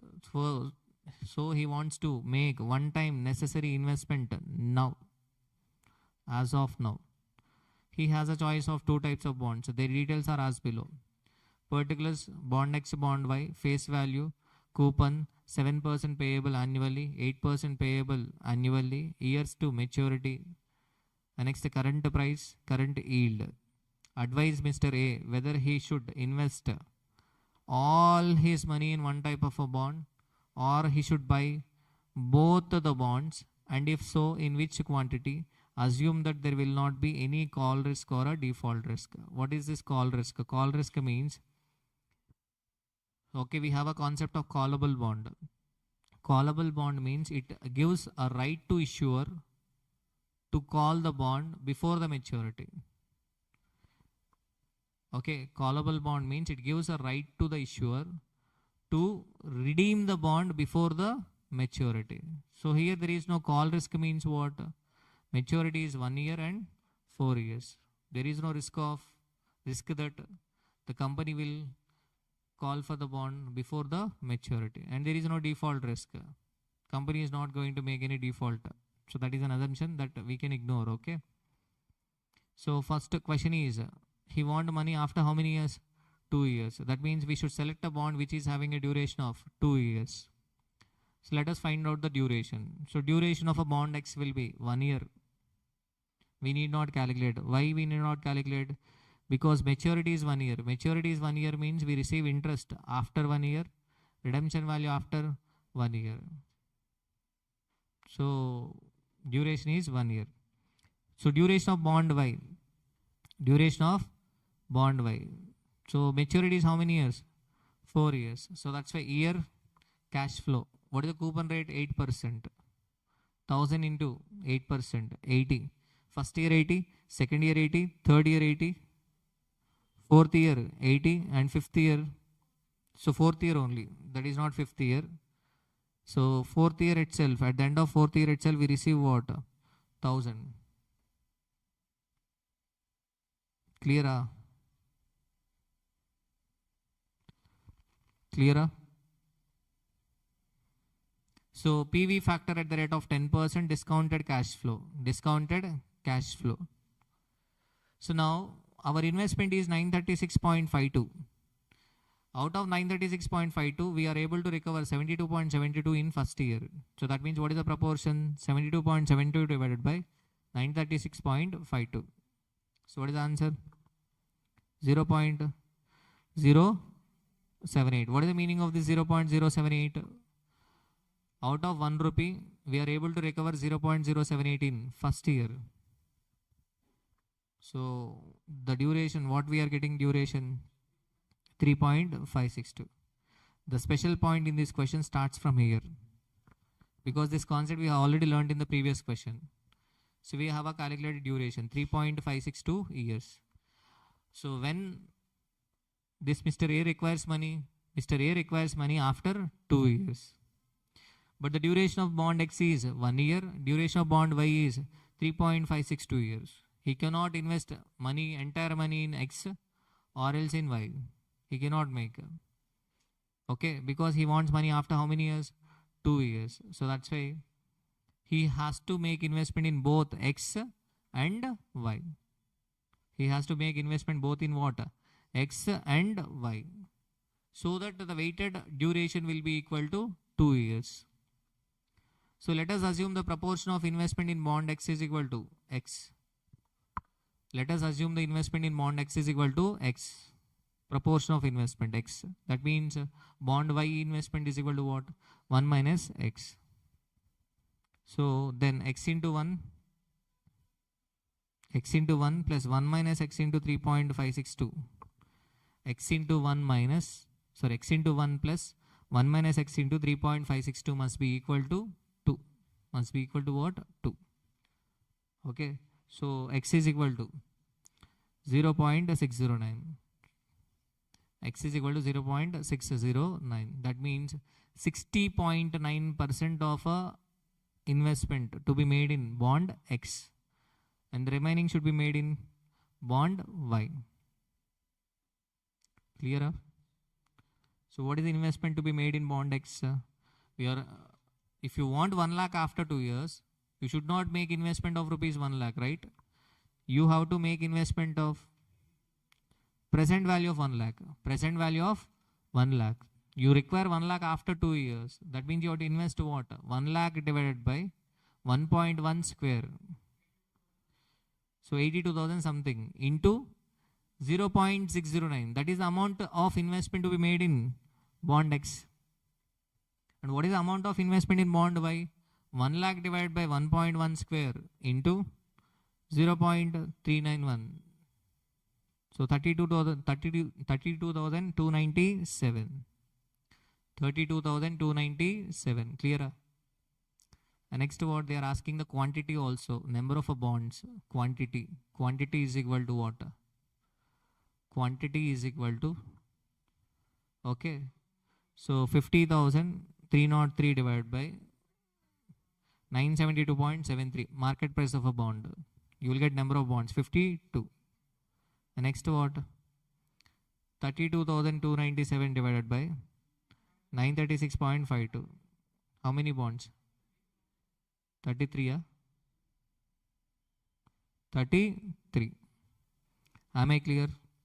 35. 35. You will get 35. Check whether you are getting, what is the number you are getting? 34.5 means you should take 35. Okay, now pause the video for 10 minutes and solve this question. 10 minutes, only 10 minutes, 4:50 is the time, within 5.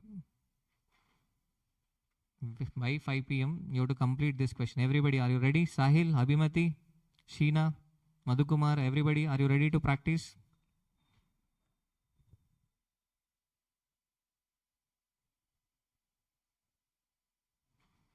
With presentation, complete this question within 10 minutes.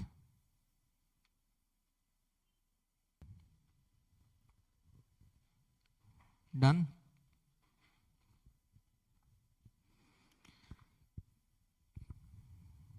Can I move on to the next concept?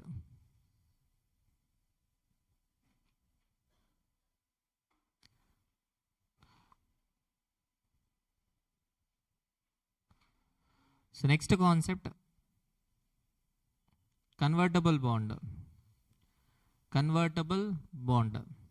Sharanam Limited has issued convertible debentures with a coupon rate 12%. Each debenture has an option to convert to 20 equity shares at any time until the date of a maturity. 20 equity shares. Debentures will be redeemed at rupees 100 on maturity of 5 years. An investor generally requires a rate of return of 8% per annum on a 5-year security. As an investor, when will you exercise the conversion for a given market price of the equity share of 4, 5 and 6? This question you ought to refer just. So value of a bond, 1 to 5 and 5 years. First we are finding out the value of a bond if it is not converted. If it is not converted, investor is going to get what? Interest till the maturity, 12 rupees. And next redemption value on the maturity, 100 rupees. What is the present value? 116.016. The bond present value is what? 116.016. For suppose if the current market price is 4 rupees, one bond can be converted into how many shares? 20 shares. So if he converts the bond into equity shares, he is going to get 80 into 4. So is he going to convert? No.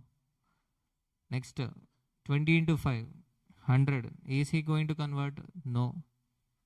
So 20 into 6, 120. Yes, he may convert the bond. He can convert the bond into equity shares because the value 120 is greater than what? 116.016. Clear? Okay. Done. So now question number 22, 23 not required as of now because I'm not going to discuss the past questions. Bond valuation past questions. In that questions, almost all the points are covered. So let us discuss what? Bond valuation.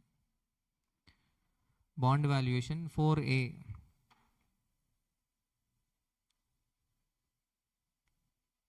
So bond valuation will be asked in the fourth question, first part. S Limited, AAA rated company. AAA rated company. This question is also AAA rated, A++. AAA rated company has issued fully convertible bonds on the following terms year ago. Face value of a bond 1000, coupon interest rate 8.5%, time to maturity 3 years, interest payment annual at the end of the year, principal repayment at the end of the bond maturity, conversion ratio 25, number of shares per bond, current market price per share 45, market price of a convertible bond 1175. AAA rated company can issue plain vanilla bond without conversion option at an interest rate of 9.5%. AAA rated company can issue plain vanilla bond without conversion option at an interest rate of 9.5%. Required. Analyze the above data to calculate the following: straight value of a bond, conversion value of a bond, conversion premium, percentage of a downside risk, conversion parity price. So what is the first part of the question? Straight value of a bond. Straight value of a bond is not given in the question. What is the straight value of a bond? Straight value of a bond is nothing but the value which we are calculating, okay, till now. So how do we get value of a bond? We should bring the future benefit to the present value. What is the face value? Everybody, are you following me? Online students, face value of a bond 1000, coupon rate 8.5%. So what is the coupon? 85 rupees. For how many years? 3 years. And at the end of the maturity, you will get, what? Redemption value. So tell me, what is the redemption value? 1000. Okay, 1000. So we should bring this future benefit to the present value using the required rate. What is the required rate? 9.5. So what is the straight value of a bond? 974.96. So if required yield is greater than the coupon rate and redemption value is equal to face value, then present value of a bond will be less than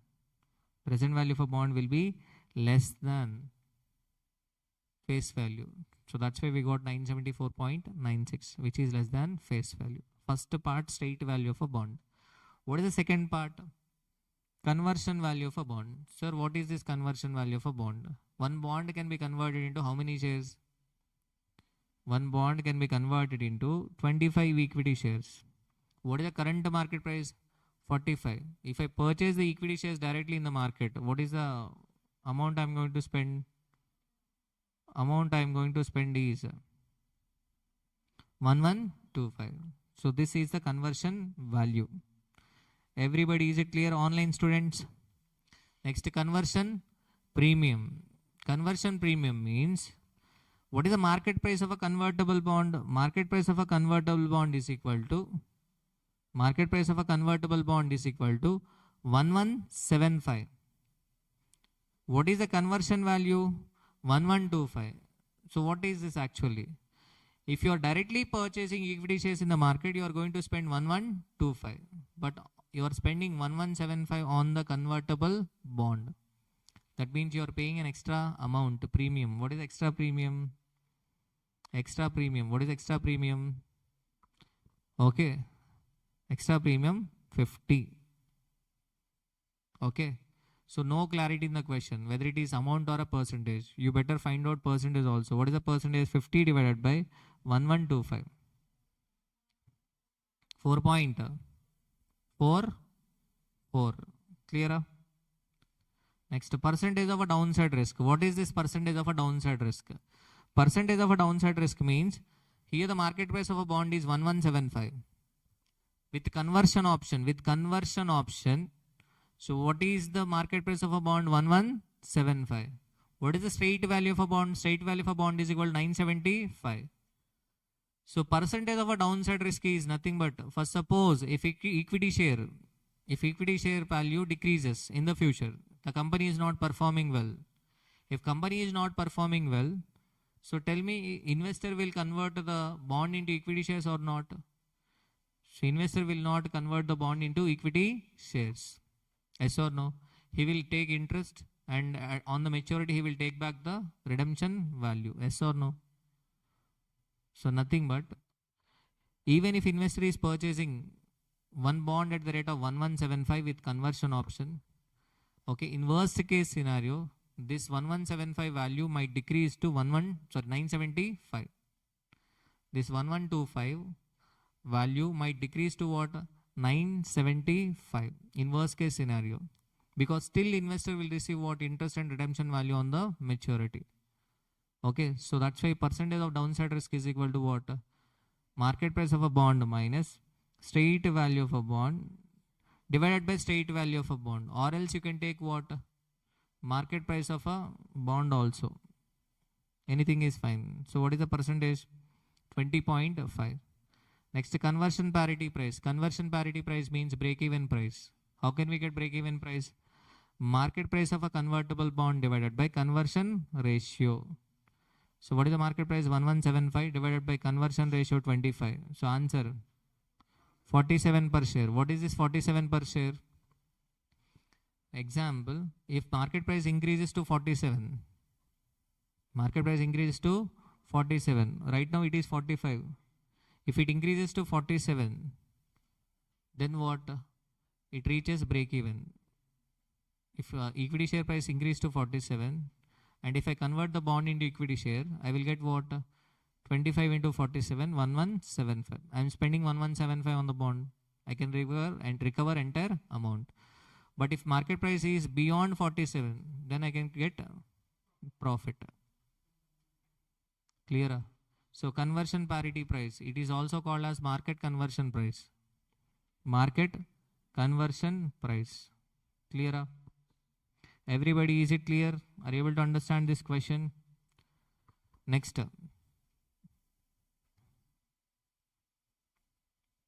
Next question.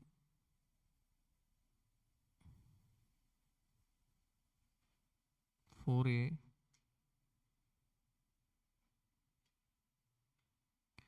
See the next question. Following information is related to a convertible bond. Following information is related to a convertible bond of S Limited. This is also past exam question, which is currently priced at rupees 1060 per bond. Conversion parity price 53. Conversion parity price is given, and the current price of a bond is also given 1060. So they are asking you to find out what total number of shares on conversion.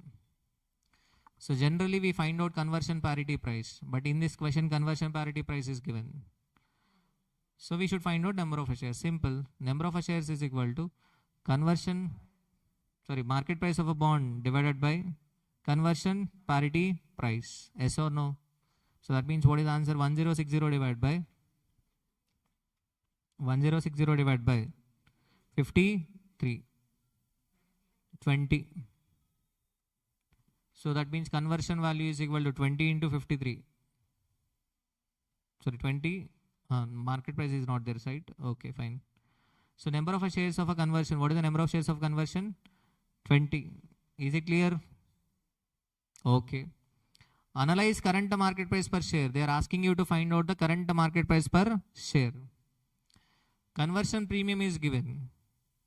How can we find out conversion premium? Conversion premium is equal to market price of a bond minus conversion value divided by conversion value. We know the market price of a bond. So we can find out what? Conversion value. So what is the conversion value? Conversion value. So what is the conversion value? Okay, 1060 divided by 1.1041667. You will get. Yes or no?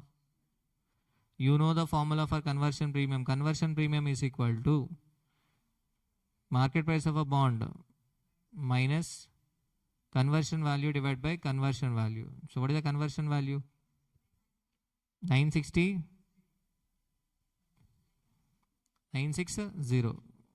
Is a conversion value. So now the conversion value divided by conversion ratio, you will get market price per share. So what is the market price per share? Market price per share is equal to 48. Clear? Next, the third one. Straight value of a bond. Straight value of a bond. So how can we find out the straight value of a bond? Percentage of a downside risk with respect to straight value of a bond is given. Percentage of downside risk. What is the formula for percentage of downside risk? Market price of a bond minus straight value of a bond divided by straight value or market value. You can take anything. Better you find out both. So okay. So percentage of downside risk is equal to current price of a bond 1060 minus straight value of a bond divided by 1060. You are getting 924.68. If you take the alternative, what is the alternative? 1060 minus y divided by y. Then you will get 940. Clear? Everybody, is it clear? Done. Now come to the next question.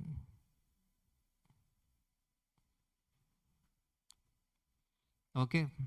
Next question. The following is the parameter pertaining to 8% fully convertible debentures issued by D Limited at rupees 1000. Market price of 8% debenture 1200.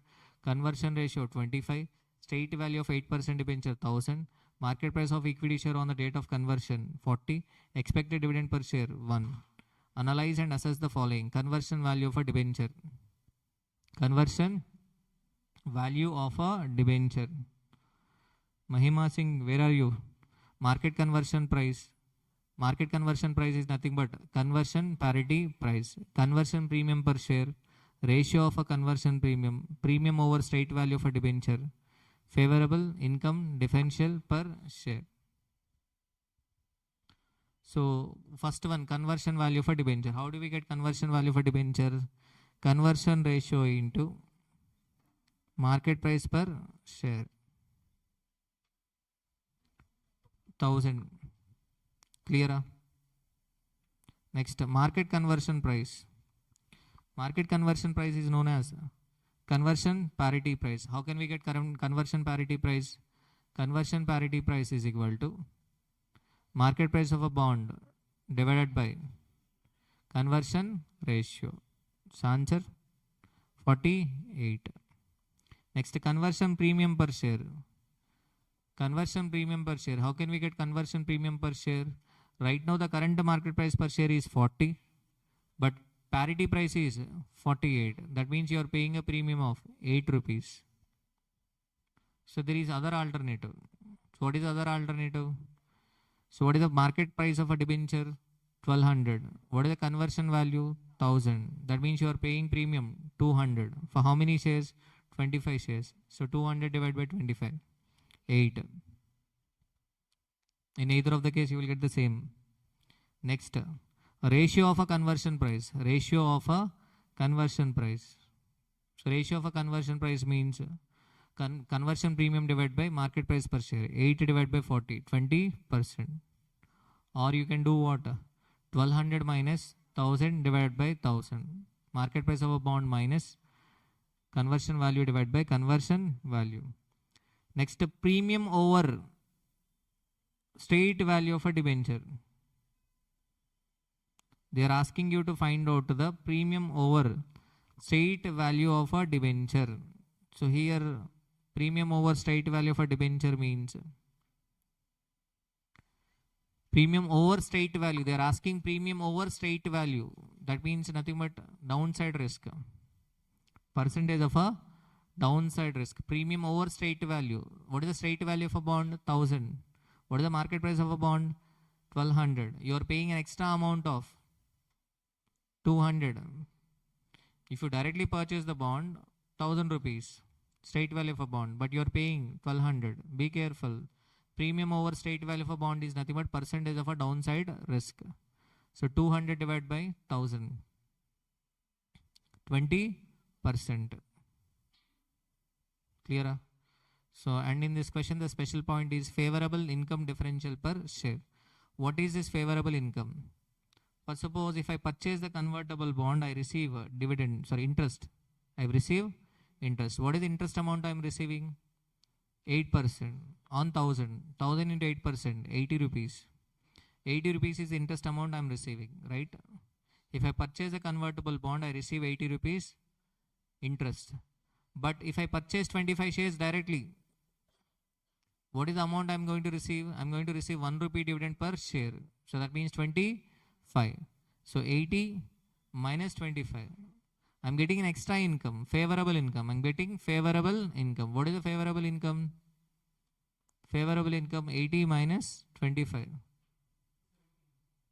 80 minus what? 55 is the favorable income overall.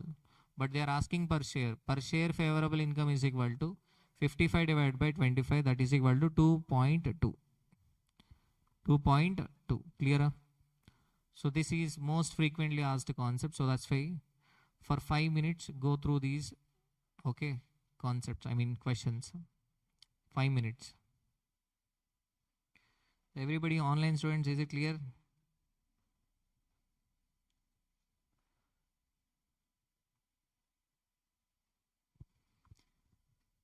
So now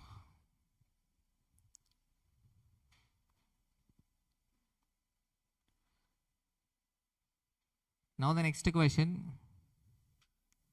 Question number 4A again. December 24. P Limited has issued a convertible bond with a face value of rupees 1000. The bond pays a coupon rate of 6% per annum with interest payments made semi-annually.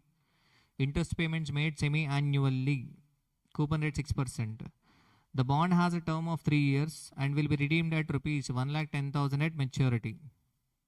Redemption value 1,10,000. Alternatively, the bond holder can convert the option.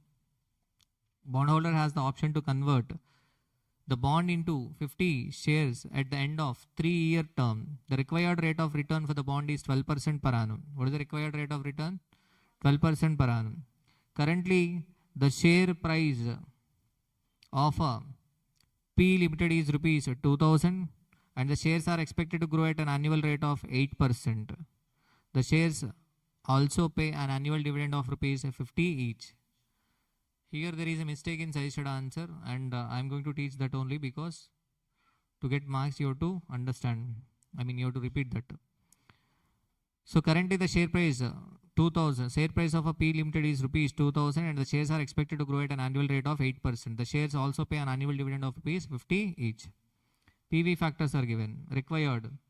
Analyze the value of a bond if it redeems at maturity. Analyze the value of bond if it redeems at maturity. If it redeems at maturity, investor will get a benefit of interest and redemption value. So this is simple. Yes or no, Kirti, Pravalika? Simple. I should bring the interest to the present value and also redemption value to the present value. Tell me what is interest? 1 lakh into 6%. That is per annum. We should take semi-annually. So 3,000 rupees. So present value of interest. Present value of interest. What is the required rate of return? 12%. But for half year, 6%. So PVAF is given or not? So PVAF is not given. PV factors are given. So we should take the total of those factors. Clear? So first part is simple, value of a bond. We are bringing the interest and redemption value to the present value. Next, second part. Assess the value of a share at conversion on maturity. On maturity, they are asking the value of a share. What is the value of a share? Simple. What is the current price of a share? 2,000. It is expected to grow at the rate of 8% every year. So maturity how many years? 3 years. So the equity share price will be 2000 into 1 plus 0.08 power 3. So 2520. 2520 is the expected share price at conversion. But overall value of a conversion will be, one bond can be converted to how many shares? 50 shares. So 50 into 2520. 1,26,000. 1,26,000. Am I clear? Done. Next part. Value of conversion option. Here, okay. So there is a mistake, but we have to understand that only. We have to justify that. Value of a conversion option. Value of a conversion option. So what is the share annual dividend? 50 rupees. What is annual dividend? 50 rupees. One bond can be converted into how many shares? 50 shares. On each share we are getting a dividend of 50. So 50 into 50 overall 2,500 rupees dividend every year for how many years? 3 years. For how many years? 3 years. Okay. So that dividend amount 2,500 we should bring it to the present value. 6,005 rupees. And what is the value of a shares at conversion on a maturity date? What is the value at conversion? 1,26,000. That 1,26,000 we should bring it to the present value. What is the factor? 3 years factor. 0.712. So 89712. Total 95,717. So this is the what overall value of a conversion option. So what is this value of a conversion option? If you are converting the bond into equity shares, the benefit you are going to get is 1,26,000 at the end of the third year. At the end of a third year. Clear? But here they have taken dividend income also. We should not take dividend actually. Why? Because we are converting the bond into equity shares at the end of a third year. So generally, simple convertible bond, 3 years maturity. You have two options. First option, interest and redemption value. Interest and redemption value at the end of the third year. Second option, interest plus conversion value at the end of the third year. Yes or no? So how can we receive dividend for the next 3 years? We cannot receive dividend for the next 3 years. Yes or no? But here in suggested answer they are given what dividend amount. So 50 into 50 brought to the present value. So what is the value of conversion option? 95,717. Clear? So which is more advantageous? Which is more advantageous? So the present value of a bond is 92,301. But the value of a conversion option is 95,717. So which is higher? Conversion option is having a more benefit. So that's why the bond holder should choose to convert the bond into shares. Okay. This comparison is okay, fine. But so my answer will be instead of 50-50, instead of this present value for dividend, we should take present value of interest. Present value of interest. Clear? Because on maturity we are converting bond into equity shares. We get 1,26,000. But right now, in next 3 years, we are going to receive what? Interest. Clear? Done. Now come to June 25 question. So June 25 is little what? Different kind of a question.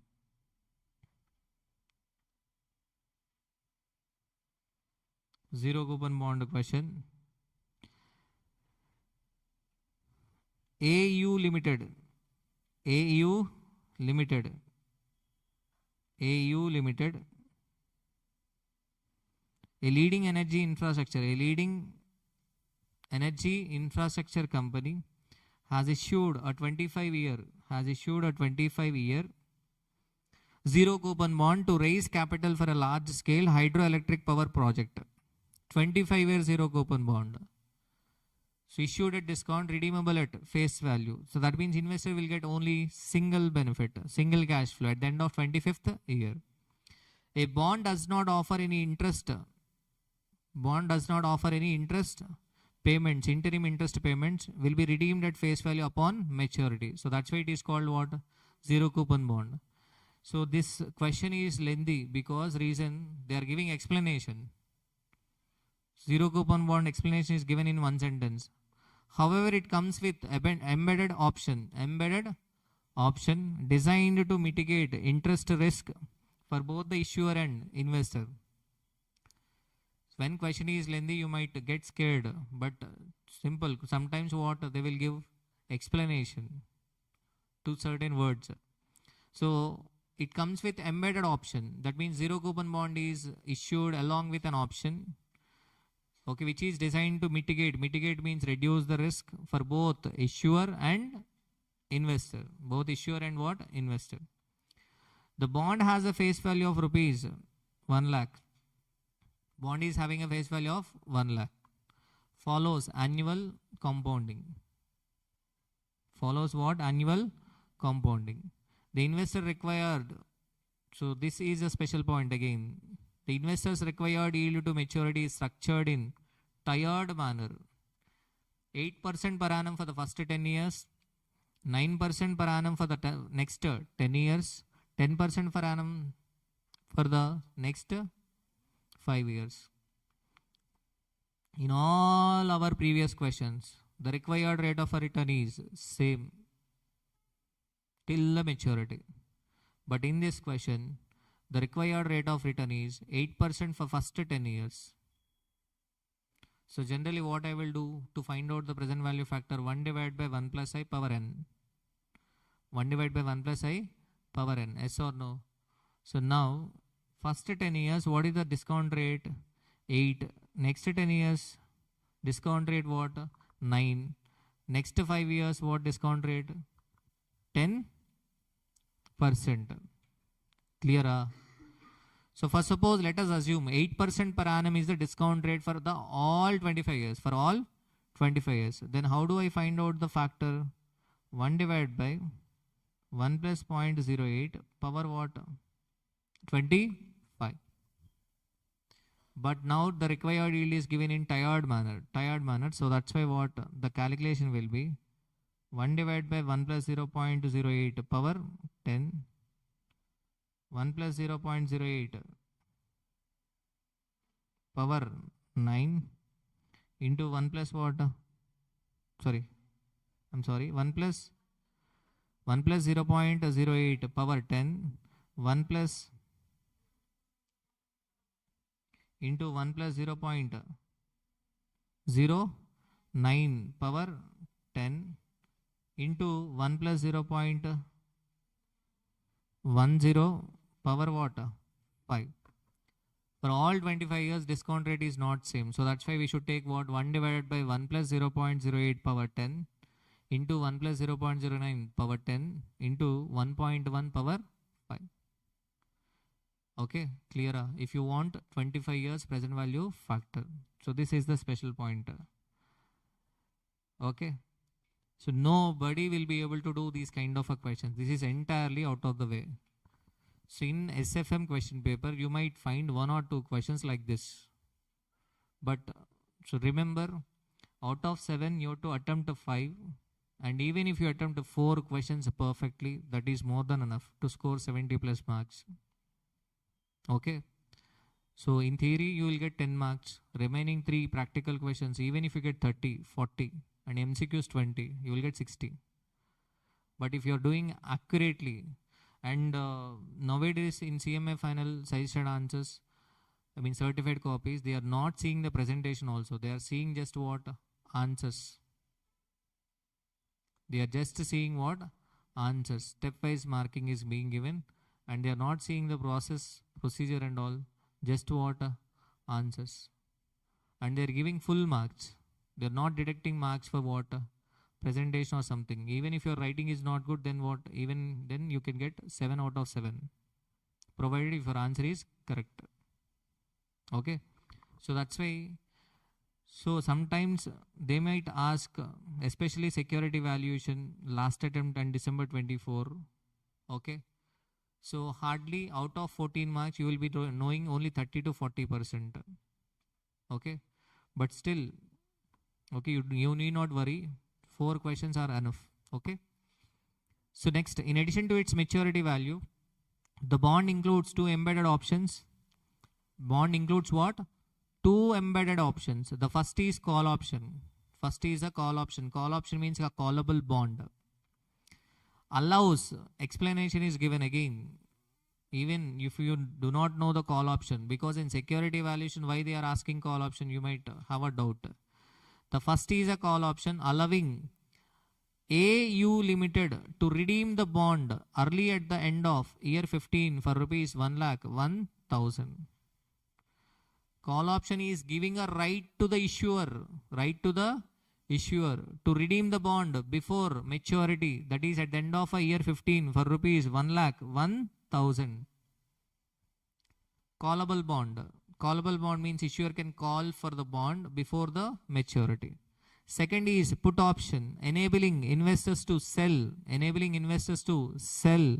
the bond back to the company at the end of year 18 for rupees 80,000 if market conditions warrant. Put option is for investor. Investor, if he wants, he can sell the bond at the end of year 18 for rupees what? 80,000. For rupees 80,000. So required. Explanation is given, so that's why the question is lengthy. Analyze value for bond today if the issuer hold till the maturity. If the bond is held up to maturity. If a bond is held up to maturity, it is redeemable at face value. That means investor will receive 1 lakh at the end of. Investor will receive what? 1 lakh at the end of 25th year. Yes or no? So what is the value of a bond? Simple. 1 lakh divided by 1.08 power 10, 1.09 power 10, 1.10 power 5. The factors are already given in the question. Factors, PV factors are already given in the question. PV factor at the rate of 8% for 10 years is given. Yes or no? In the question. Okay, so 1 lakh into 1 lakh into. First we require what? PV factor at the rate of 8% for how many years? 10 years. Next PV factor at the rate of 9% for how many years? 10 years. And next PV factor at the rate of 10% for how many years? 5 years. So this is the value of a bond, 12,148.26 if it is held up to maturity. Next, see the second part. Assess value of a bond if issuer exercise the call option at the end of a year 15. At the end of year 15, issuer exercise the option. If he exercise the option, then what happens? Investor will get 1,01,000. Issuer is having a right to call the bond at the rate of 1,01,000. So 1,01,000 divided by 1.08 power 10 into 1.09 power 5. So 1,01,000 into 0.4632 into 0.6499. 15 years means what? 15 years means first 10 years 0.4632. Next what? We should take 0.6499. Clear? Next, the third part. What is the third part? Assess the value of a bond if the investor exercises the put option at the end of year 18. Exercise the put option means if he exercises the put option, he will get only 80,000. 18 years. 18 years means first 10 years 0.4632. Next, PV factor at the rate of 9% for how many years? 8 years. 0.5019. Clear? So what is the value of a bond? 18,598. Last part is which is beneficial to the investor. Here also I feel like the answer is not correct. Okay, but we should follow it. Investor should expect the bond to hold till its maturity. If he is holding till the maturity, then what is the value? 12,148. Bond is cheap. Bond is cheap. So why it is not correct for me? Because the reason, if I have an option to take, 1,01,000 at the end of the 15th year, 80,000 at the end of 18th year, and 1 lakh at the end of a 25th year. Obviously, I will choose what? 1,01,000 at the end of a 15th year. Yes or no? So, which is the best option to the investor? 1,01,000. But if it is from the point of view of the company, then okay, fine. Okay. So, giving 1 lakh at the end of 25th year is the best one. Clear? Done. So with this we completed what? Past examination questions, but we have a few more questions to be covered in bond valuation. Our book questions, question number 24. They might ask multiple choice question. They might ask what? Multiple choice question. RBI sold a 91-day treasury bill of face value of rupees 100 at a yield of 6%. Treasury bill maturity 91 days, 182 days, 364 days. Money market instrument. It is a money market instrument having a maturity less than 1 year. It is issued at discount and redeemable at face value. What was the issue price? Simple. What was the issue price means? Face value 100, right? Face value 100. What is the yield? 6%. So simple, issue price is equal to, see the calculation, 100 divided by 100 divided by issued at discount. That means investor will receive 100 rupees on the maturity. So how do we get present value of a treasury bill? 100 divided by 1 plus 0.06 into 91 divided by 365. So this is the what? Issue price of a treasury bill. Next, marketable securities. Question number 25. This is CA final past question. That's why I'm explaining. So this is a CA final recent past examination question. Simple question.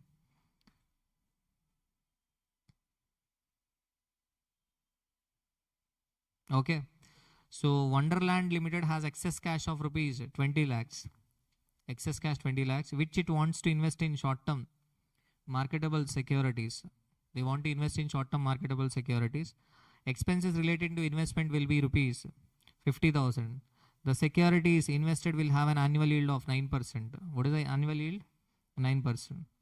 The company seeks your advice. The company seeks your advice as to the period of investment so as to earn a pre-tax income of 5%.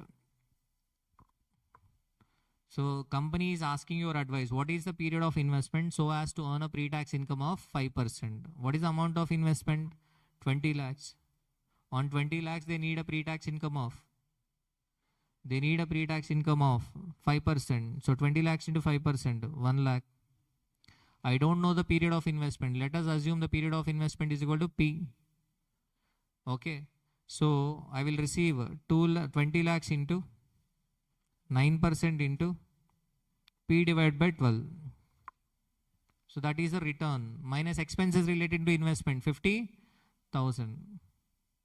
Clear? Are you able to understand the equation? If you solve this equation, you will get the period of investment. What is the period of investment? 10 months is the period of investment. Clear?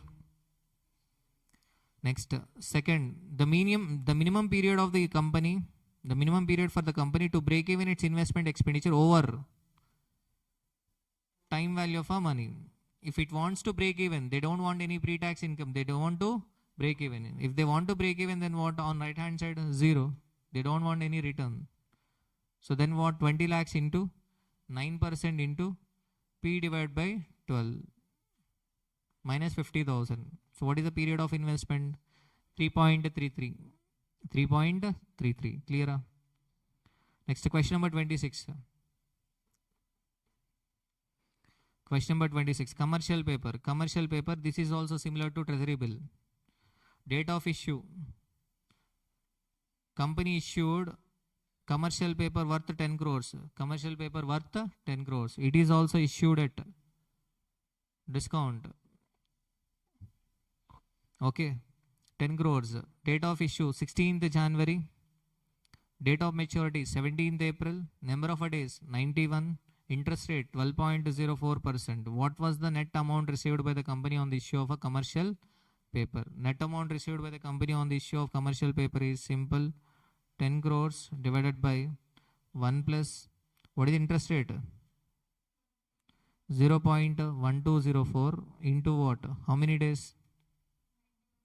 91 days. 16th January to 17th April. Days are given already. 91 divided by what? 365.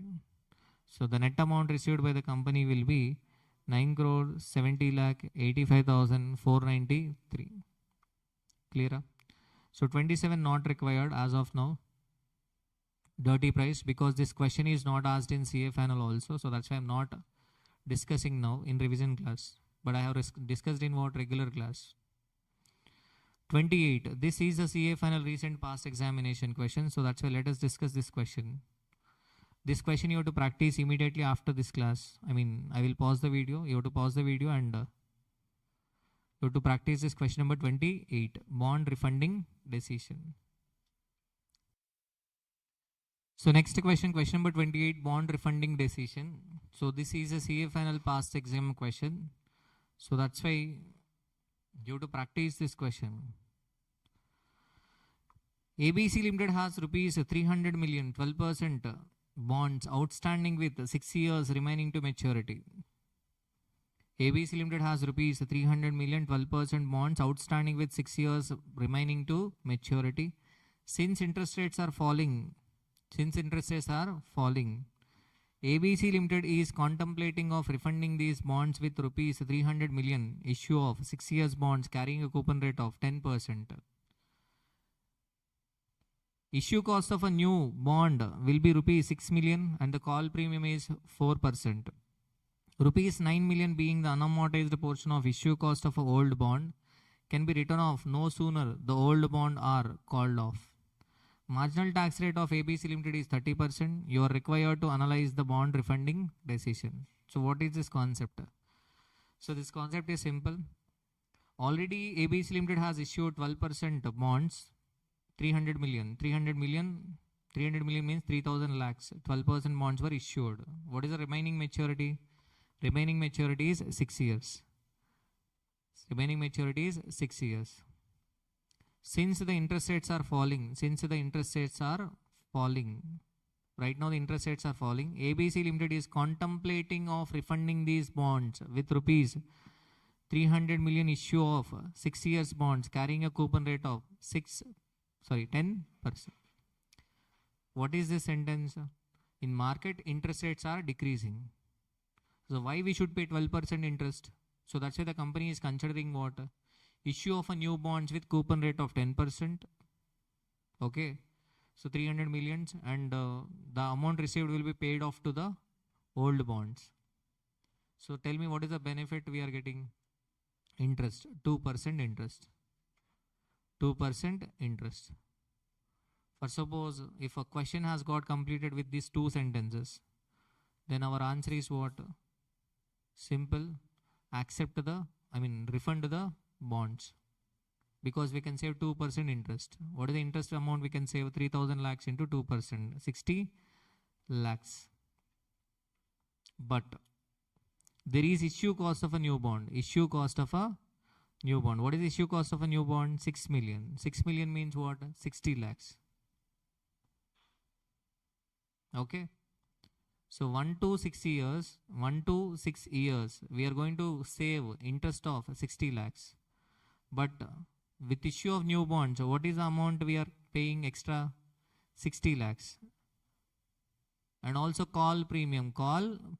What is the call premium? 4%. What is this call premium? 4%. Call premium 4% means you are repaying the bonds before the maturity. So that's why you have to pay premium to the investors. What is the amount you have to pay? The amount you have to pay is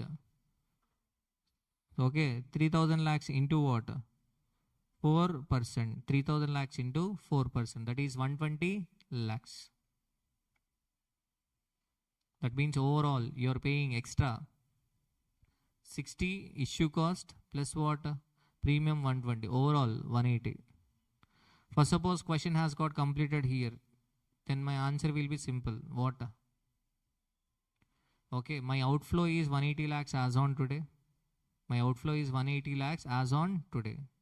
I'm issuing 3000 lakhs. I receive 3000 lakhs and I will pay to the old bonds. But what is my extra cost? Issue cost and premium. 180 lakhs. By investing 180 lakhs as on today, what is the benefit I'm getting? 60 lakhs every year for how many years? 6 years. But my question has not gotten completed. Okay. So what is the next point? Rupees 9 million being the unamortized portion of issue cost. So we have a 9 million being the unamortized portion of issue cost of old bonds. On old bonds, we have a issue cost which was not at written off, unamortized. 9 million. 9 million means 90 lakhs. Can be written off no sooner the old bonds are called off. Obviously, if we are calling off the old bonds, we cannot amortize for the next 6 years. We have to write off it immediately. Issue cost is generally amortized over a bond period, over a maturity period. Clear? On old bonds, we have a unamortized portion of 90 lakhs. If we call the old bonds, we are going to what? Redeem immediately. I mean, we are going to write off immediately. Marginal tax rate is 30%. Because of this marginal tax rate 30%, the question gets complicated. You are required to analyze the bond refunding decision. We are required to what? Analyze the bond refunding decision. Simple bond refunding decision. Okay. We have to find out the net present value. We have to find out what? Net present value. So what is the net present value? First of all, outflow on calling old bonds. What is outflow on calling the old bonds? 3,000 lakhs. You are paying 3,000 lakhs. Yes or no? Apart from this 3,000 lakhs, you have to pay call premium. What is the call premium? 4%. What is the entire amount you are going to pay? 3120. 3120 is the amount you are going to pay. So tell me, what is the inflow on issue of a new bonds? Inflow on issue of a new bonds. I'm issuing 3,000 lakhs, no doubt, but my issue cost is 60 lakhs. I receive only 2940. So my net outflow as on today is 180. If I want to refund the decisions, I mean, if I want to refund the bonds, so right now my outflow will be what? 180 lakhs. Clear? 180 lakhs. So now, see what benefit I am getting. So 0 year, my initial outflow will be 180. Present value factor 1. Discounted cash flow 180. Understand what is this 7%? New bonds are issued at 10%. Yes or no? New bonds are issued at 10% means what? New bonds are issued at 10% means what? Investors, okay, are ready to, new bonds are issued at 10% means what? Investors are expecting 10% return. That means required rate of return is 10%. But 10% is before tax. 10% is what? Before tax. What is the required return after tax? 7% is the required return after tax. Clear? Clear? Okay. Next. 0 year. 0 year working note. So we have a tax savings. What is the tax savings? On old bonds, we are paying a call premium. On old bonds, we are paying a call premium of 120 lakhs. Yes or no? We are paying a call premium of 120 lakhs. And also, old bonds unamortized issue cost. Unamortized issue cost. We write off it immediately. On call premium is an expense. Unamortized portion of old bonds is also an expense. 90 lakhs plus 120 lakhs total 210 lakhs. This 210 lakhs will be written off in the 0 year itself. And as of now, I am writing off what? 210 lakhs. So I'm going to save 30%. 30%. I'm going to save 30%. So what is the cost of old bonds? 63 lakhs. Clear? Top fans, Sahil Gangavar, Abhimati. 63 lakhs. Are you able to understand this 63 lakhs? Clear? Next, 1 to 6 years, the main benefit we are getting is, clear? In 0 year, I am saving tax of 63 lakhs. Apart from this, I am getting interest savings. What is interest savings? 1 to 6 years, 3,000 lakhs into 2%. But I have to pay 30% tax on interest savings. So that's why the net savings will be what? 42 lakhs. 1 to 6 years, 42 lakhs I am going to save. Clear? And in this question, the most critical part is this one. And believe me, in exam, they might ask easy question, but you will get confused. In CFL examination question, they have not given unamortized portion of a issue cost. Old bond unamortized issue cost is not given. That means then your answer is simple. Then your answer is simple. Here you ignore 190 lakhs. You will take what? 120 lakhs into 30%. Clear? Okay. And also what? The last working note is not required. What is the last working note? Incremental tax on a issue cost. What is this incremental issue on a tax cost? For suppose if I continue with the old bonds, let us assume if I continue with the old bonds, what is my unamortized issue cost? 90 lakhs. What is the remaining maturity? 60 years. So 90 lakhs divided by 6, 15 lakhs. That means I can debit 15 lakhs in my P&L account. Yes or no? But if I redeem old bonds, what is my issue cost on new bond? My issue cost on new bond is 60 lakhs. Okay, so 60 lakhs divided by 6, 10 lakhs. So that means in P&L account, my expense will be only 10 lakhs. If I continue with the old bond, my expense will be 15 lakhs. If I go with new bond, what is my expense? 10 lakhs. So that means expense is getting reduced by 5 lakhs. If expense reduces by 5 lakhs, then what happens? This is not expenses, this is write-off expenditure. So write-off expenditure, if 5 lakhs decreases, then what happens? We have to pay extra tax. What is the extra tax amount? 5 lakhs into 30%. 1.5 lakhs. So here the calculation is 90 lakhs minus 60 lakhs divided by 6 into 30%. 30% is missing.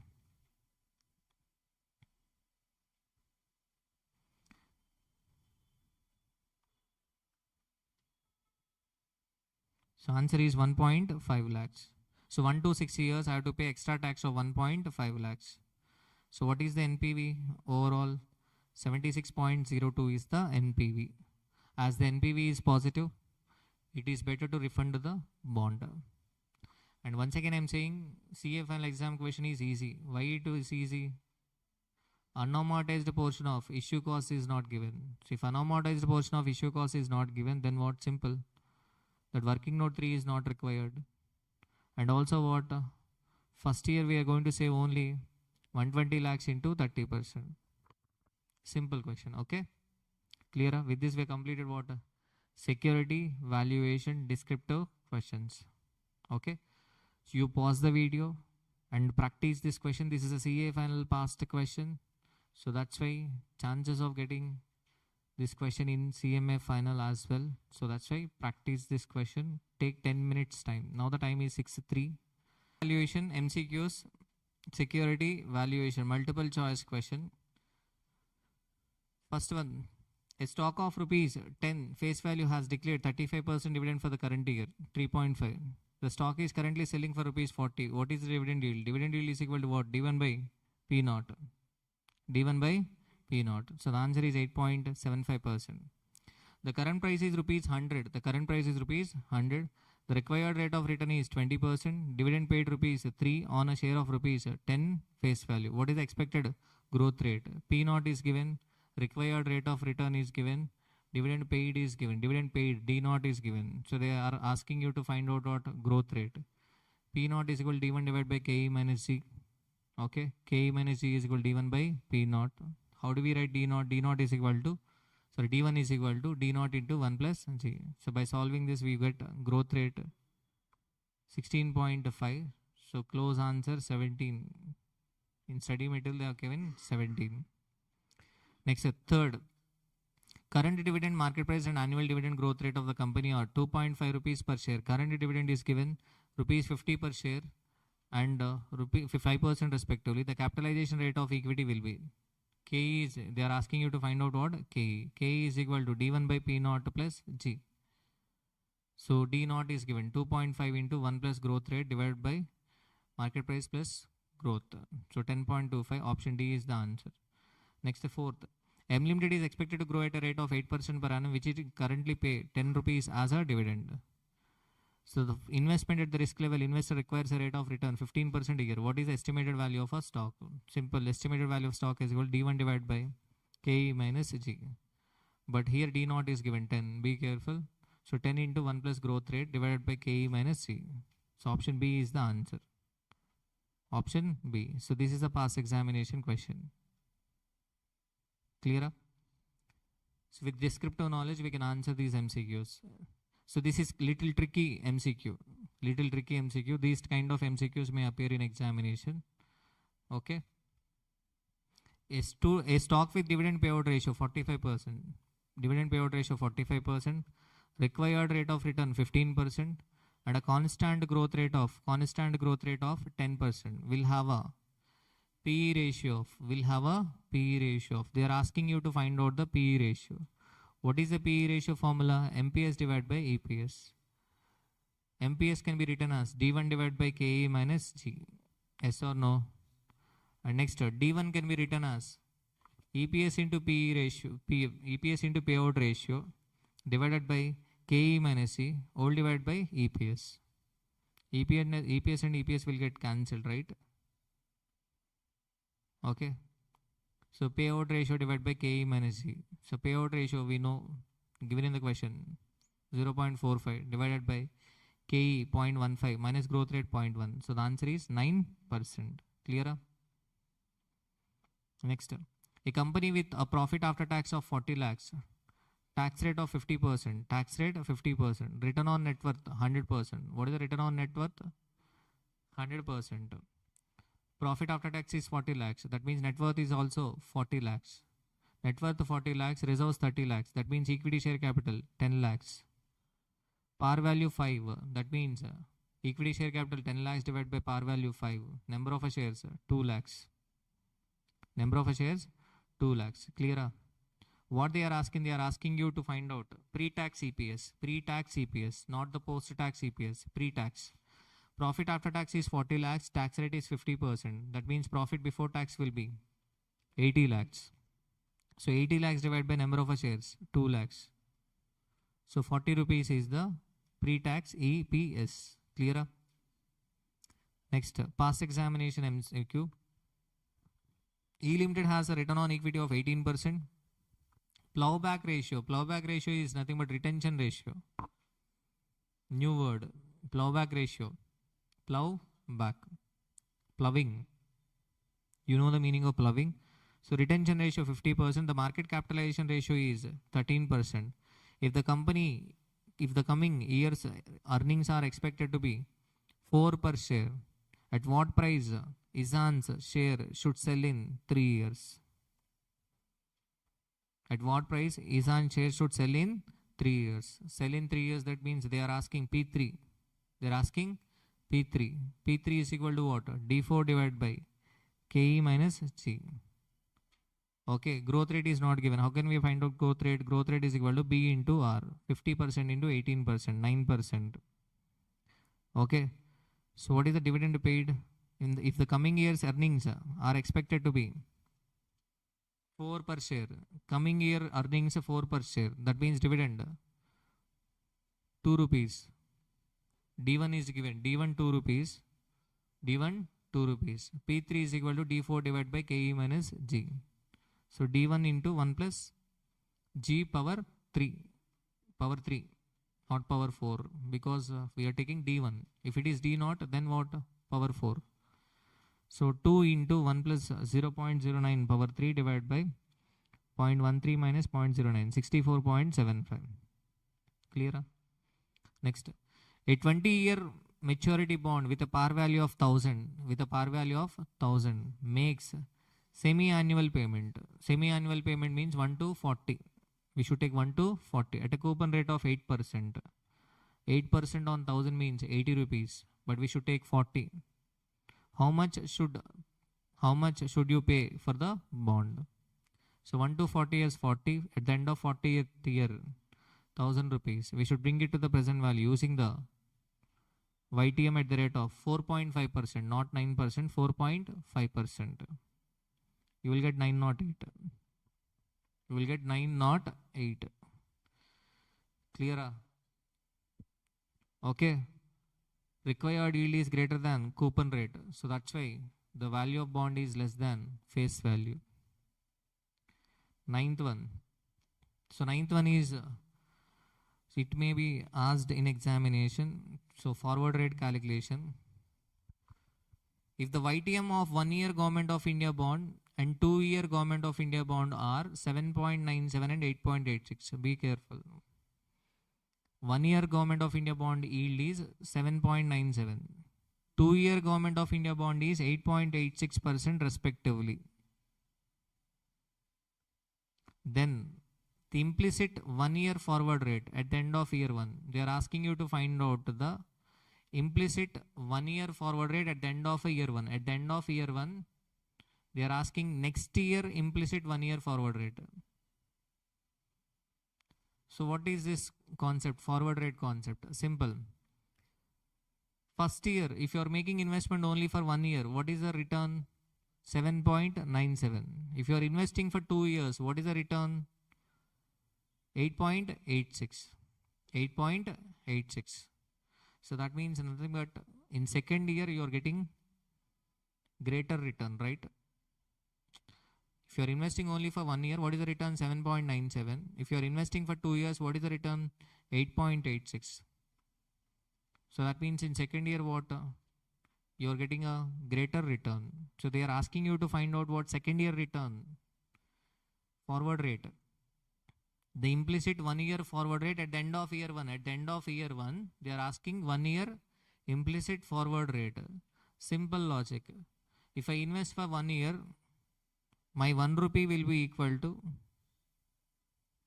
1 plus 0.0886 power 2. If I invest for 2 years, yes or no? So that is equal to, I know the first year rate. If I invest for 1 year, what is the return I am getting? That 1 rupee will be equal to what? 1.0, 1 plus 0.0797. I should find out the second year return. Second year return. So, okay, for example, 1 plus I power 2 can be written as what? 1 plus I into 1 plus I, yes or no? Okay, so that is what we are doing. But here, interest rate yield for first year and second year not the same. First year yield is 0.0797. Clear? Have to find out what? F2, forward rate for year 2. So what is the return? I am getting 9.76. 9.76. Clear? Huh? No, you will not get simple. If you do simple average, you will get a different number. That is not correct, okay? You have to do weighted average. Next, all other things being equal, which of the following will have a maximum volatility? Maximum volatility. So 5-year, 15% coupon bond will have a maximum volatility. This is the study material answer, okay? Next, you just purchased a 10-year maturity semi-annual coupon bond. This is a new concept, yield to call. Yield to call. You have just purchased a 10-year maturity semi-annual coupon bond for rupees 1148.77. Investor is spending 1148.77, face value 1000, coupon rate 8%, yield to maturity 6%. The bond is callable in 4 years. The bond is callable in 4 years. Maturity is 10 years. But bond can be called in 4 years at rupees 1080. So what is yield to call? They are asking you to find out yield to call, not yield to maturity. Yield to maturity means for 10 years. That is already given in the question, 6%. They are asking you to find out what yield to call. It is similar to IRR. So 1 to interest is paid semi-annually. So it is callable in how many years? 4 years. So that's why I'm taking what? 1-8. Interest 40. At the end of 8th half year, I will receive 1080. I'm trailing on trial and error basis. I'm finding out what yield to call. So first trial I'm taking at what? 3%. At 3% I got 1132. 1132. But what is the investment? 1148.77. So the value has to increase. Value has to increase means rate decrease. So that's a second trial at the rate of 2.5%. 1132. 1174. So the desired outflow lies between what? 1132 and 1174. So yield to call is equal to 2.5 plus 1174 minus 1149 divided by 1174 minus 1132 into 0.5. So you will get 2.8%. That has to be annualized. That is for half year. That has to be annualized. So answer is 5.6%. Okay. The information which is given here, so that is not required. So that is complicated information. Clear? So this is security valuation multiple choice question. Everybody clear?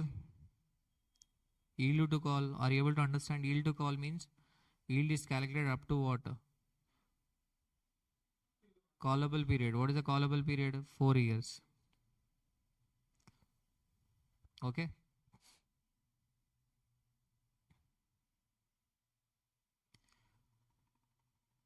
Now let us discuss derivatives. Derivative MCQs. If the shares of BA Limited, if the shares of BA Limited quotes 920 on NSE and 3 months future price quotes at rupees 950, the borrowing rate is given as 8%. The borrowing rate is given as 8%. The expected annual yield is 15% per annum. Okay, then the price of 3 months BA Limited future would be, so fair future price. They are asking what? Fair future price. If the share of BA Limited, if the share of BA Limited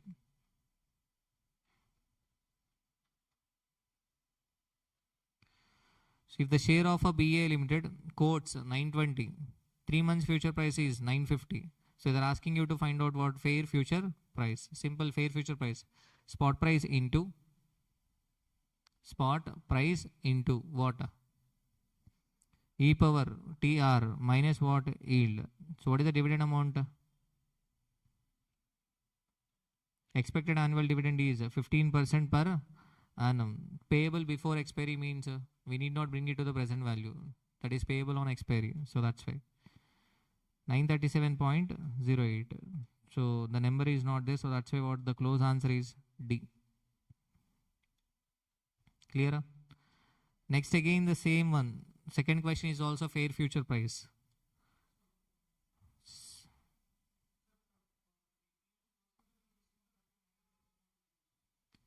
Yield.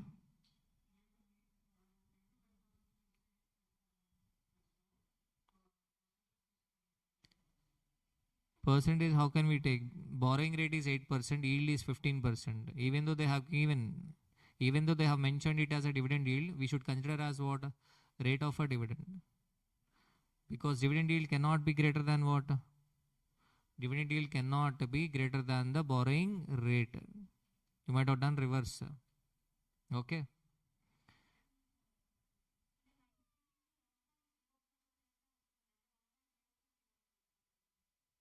Nine. Okay, instead of doing continuous compounding, if you do the normal compounding, then you are getting what? 936.9. Okay, fine. Second one, but generally we should do what? Continuous compounding. Next, 7093.96. Next, third one, an investor bought 2000 shares of X Limited for rupees 90 per share. The initial margin is 50%. The maintenance margin is 40%. If the stock price decreases to rupees 70 per share, investor bought X Limited shares for rupees 90 per share, but stock price decreases to 70. That means he is losing money, yes or no? How much? 20%. 20 rupees. So 20 rupees into 2000 shares, 40,000. The additional funds put by the investors to his margin account. How much amount he should invest in margin account? What is the initial margin? 2000 shares into 90 into 50%. 90,000 is the initial margin. Maintenance margin 2000 into 90 into 40%. 72,000. So reduction in margin account. Margin amount decreases by what? 40,000. From 90,000, margin balance will decrease to 50,000. Yes or no? So that means the balance falls below what? maintenance margin. So that's why not 22,000. We should bring back the balance to initial margin. So that means again 40,000 to be deposited. But here the wrong answer is given, 22,000. 22,000 is not correct. Whenever the balance falls below the maintenance margin, we should bring back the balance to initial margin. Clear? Mutual funds wants to hedge its portfolio. Frequently asked MCQ, these kind. The mutual fund wants to hedge its portfolio of shares worth rupees 10 crores using the Nifty index futures. The contract size is 100 times the index. The index is currently quoted at 6840. The beta of the portfolio is 0.8. The beta of the index may be taken as 1. Beta of the index obviously 1, right? So number of contracts to be traded.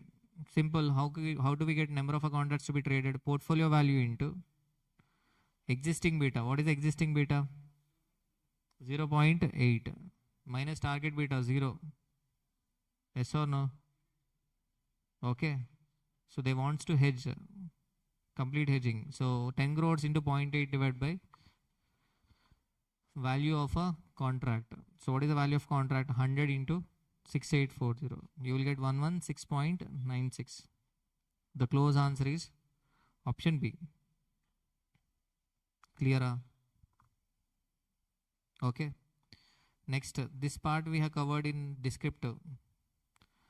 Mr. Shan, a trader, is having in its portfolio shares worth 85 lakhs at a current price and cash 15 lakhs. Cash 15 lakhs. The beta of the share is 1.6. I asked you to refer derivative analysis past additional question, right? In that additional question, so there is this kind of a question. After 3 months, the price of a share dropped by 3.2. What is the beta of a share portfolio? 1.6. If a share price drops by 3.2, market will drop by 2%. Yes or no? Because share portfolio beta is 1.6. If the trader on current date goes for a long position of 100 lakh Nifty future, what is the value of market index after 3 months? After 3 months, what happens to the Nifty? Nifty will decreases by 2%. So 98 lakhs will be the value of a market index after 3 months. Clear? Okay. So next, sixth one. Try the sixth one. Try the sixth one.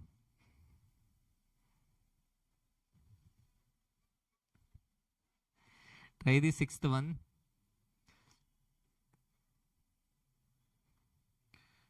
Everybody please try the sixth one. Sixth MCQ. Sixth MCQ.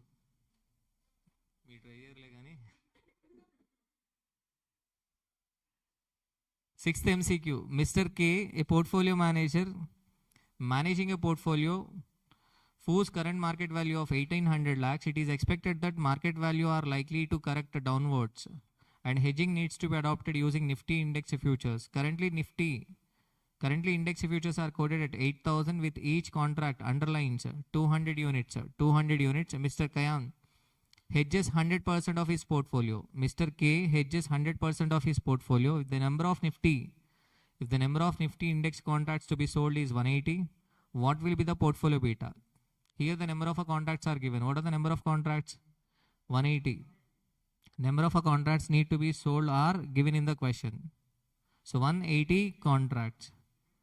So how do we find out the number of contracts? Portfolio value into beta divided by value of a contract. Clear?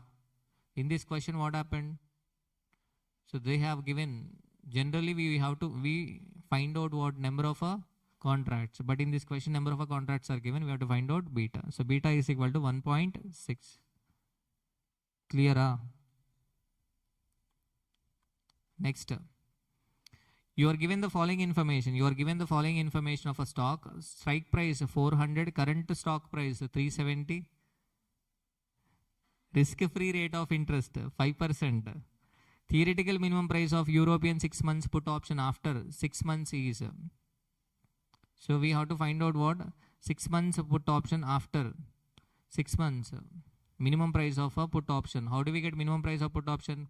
X into e power minus TRF minus spot price. X into e power minus TRF. What is X here? 400 into e power minus 0.05 into 6 by 12 minus 370. So what is the answer? 20.12. Clear? 20.12.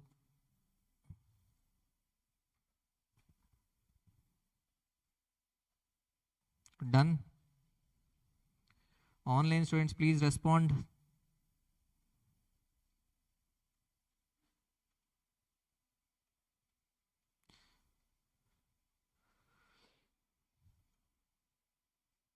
Okay. 20.129. Clear? Next, when the spot price decreases, the value of a call option decreases. See the risk neutralization method. In risk neutralization method, right side spot price. Right side spot price. Yes or no? So what happens if a spot price decreases? If a spot price decreases, probability will decrease. Probability of upper FSP will decrease. Visualize the calculation. P is equal to right hand side divided by what? Left hand side some information. Yes or no? So that means probability of upper FSP will what? Decrease. If a probability of upper FSP decreases, what happens to the value of a call option? Value of a call option will also decrease. So that's why when the spot price decreases, the value of a call option decreases. Ninth one, this we have not covered in descriptive part. Ninth one is a different one. A stock is currently selling at rupees 270. The call option to buy the stock at rupees 265 cost rupees 12. Call option to buy the stock at rupees 265 cost rupees 12. That means premium of a call option is 12 rupees. What is the time value of a call option? Time value of a call option. This point we have not covered in descriptive. So okay, how do we get time value of a call option? Time value of a call option is equal to premium minus expected value of a call. Nothing but spot price minus X. What is the spot price? 270. What is X? 265. So 5 rupees. What is the premium? Premium is equal to 12. 12 minus spot price minus X. 7 rupees is the time value of a call option. Time value of a call option. Clear? Time value of a option. Okay. And here one point. For suppose if you are getting negative. We should write time value of option as 0. Because time value of option cannot be negative. We should take 0. Next. The spot value of a Nifty is 4430. In yesterday's class, some students have asked this doubt. Spot value of a Nifty is 4430. An investor bought a 1 month Nifty 4410 call option for a premium of 12. The option is, it is called as in the money. So the question is not correctly framed, but it is frequently asked MCQ. Simple. Investor bought 1 month Nifty at 4410 call option. Strike price is 4410. Spot value of Nifty is 4430. Assume it to be future spot price. So okay.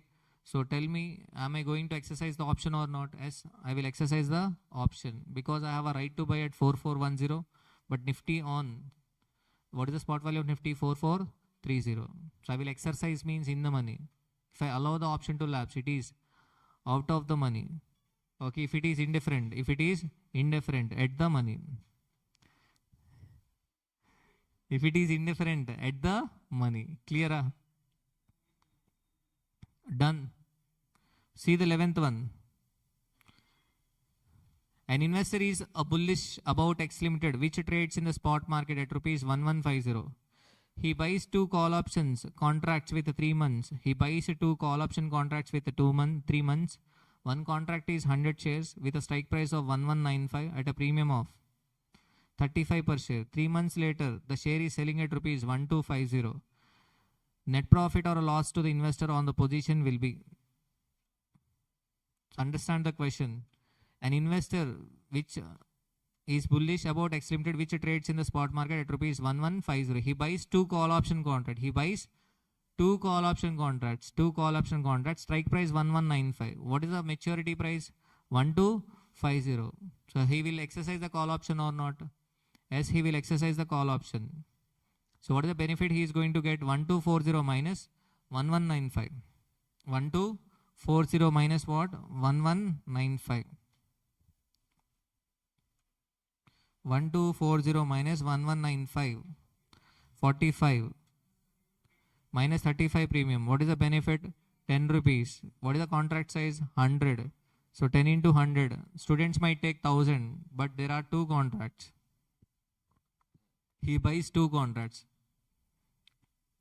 So that's why the profit is 2000. But students might take 1000 rupees because they might consider only one contract. But there are how many contracts?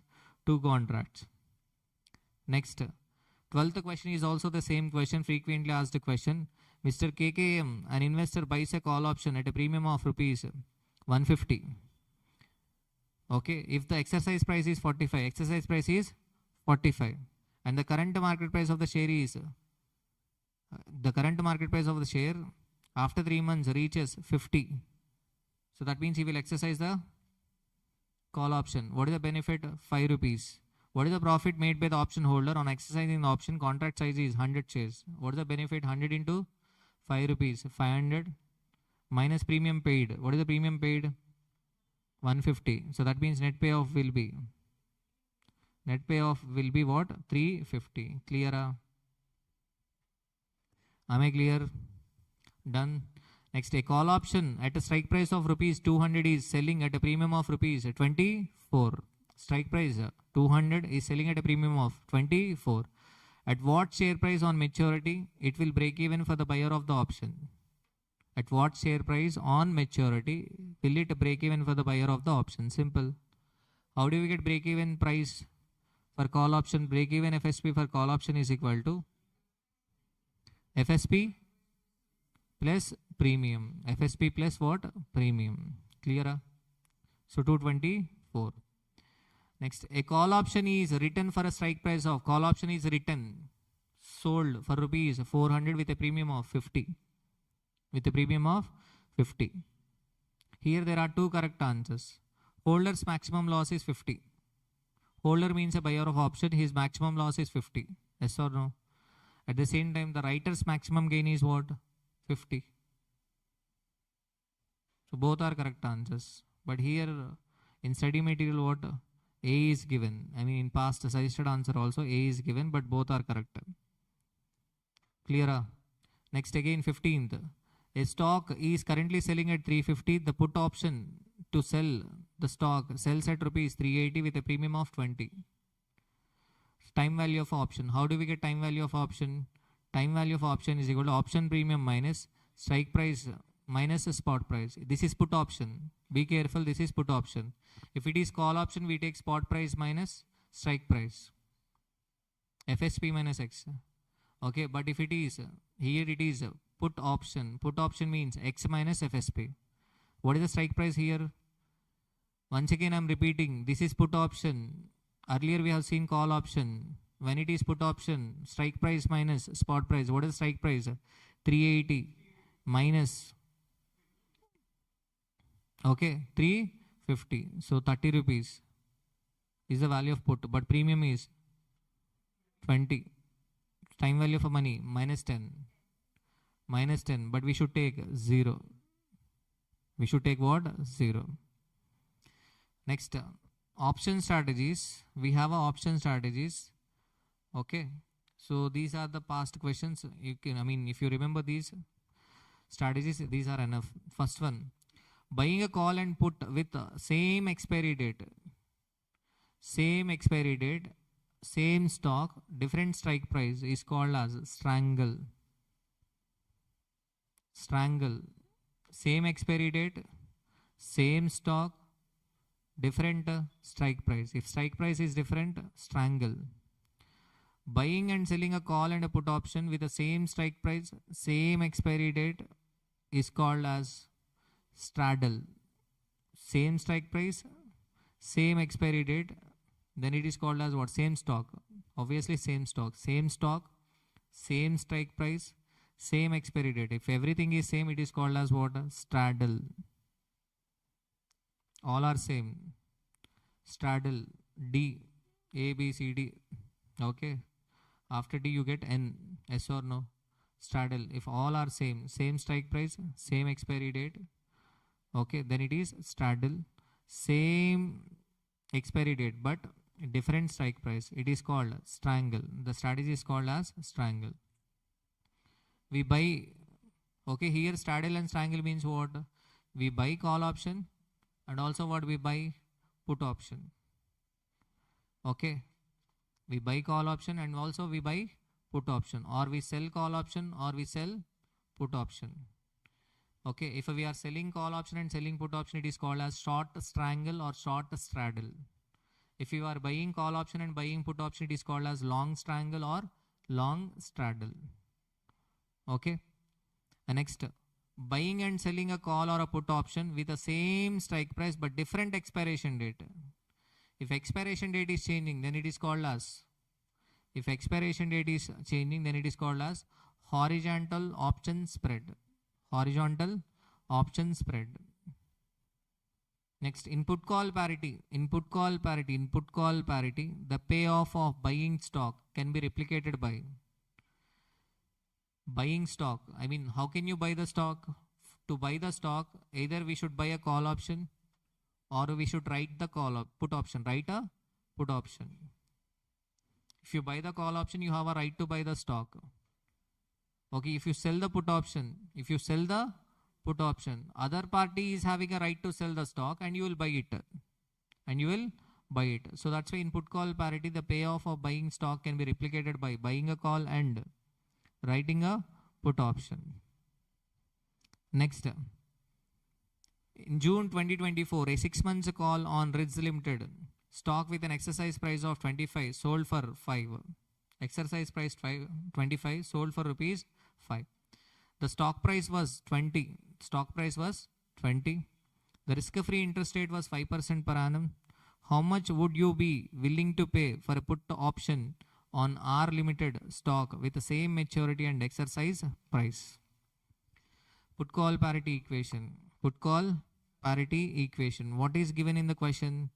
25 rupees exercise price is given. 6 months call option is sold for rupees 5. That means call option premium is given. Stock price rupees 20. Spot price is also given. Risk-free interest rate is given. Now they are asking you to find out how much would you be willing to pay for put option. So what is this? So this is put call parity equation. Clear? So 9.39. After solving this, you will get 9.39. And next important concept. So okay, Greek words. So note down the Greek words. We have 5 Greek words. Note down the Greek words. These are important from examination point of view. Greek words.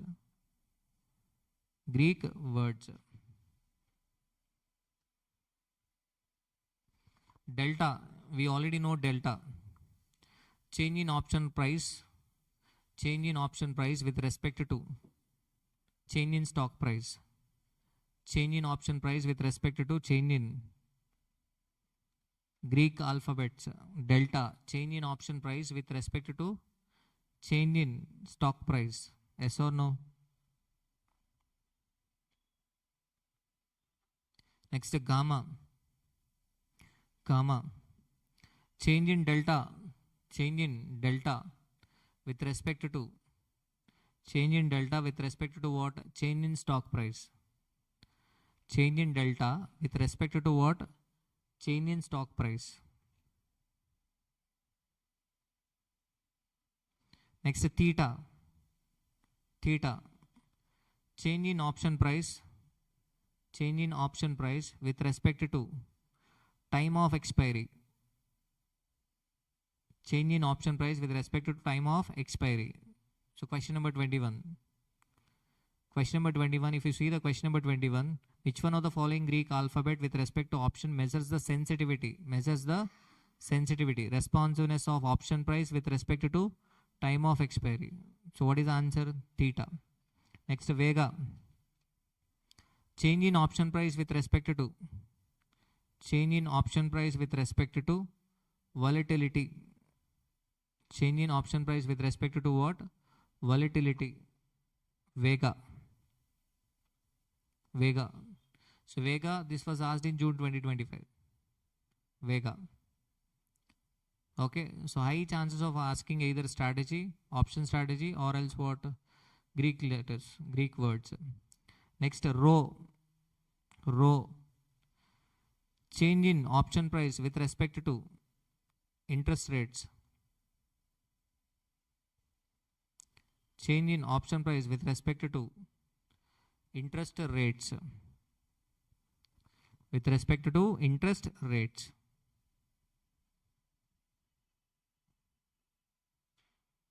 Clear? So these are Greek words are very important. First one, delta. We already know the delta. Covered in descriptive part. Change in option price divided by. Change in option price divided by. Change in stock price. Next, gamma. Change in delta divided by change in stock price. Next what? Okay, theta. Change in option price with respect to time of expiry. Next, Vega. Change in option price with respect to volatility. Okay, next, rho. Change in option price with respect to interest rates. Question number 22, risk neutralization. You can do it, no problem. 22, risk neutralization MCQ. You know the risk neutralization equation. P into upper FSP plus 1 minus P into downward FSP is equal to spot price into E power TRF. 23 is also the same. Sorry, 23. Yeah, 23. Probability is given. Probability, and they are asking you to find out what expected value of a call. Expected value of a call. This we covered, this concept we covered in question number 10. Probability, weighted average. 24, again it is what? Risk neutralization.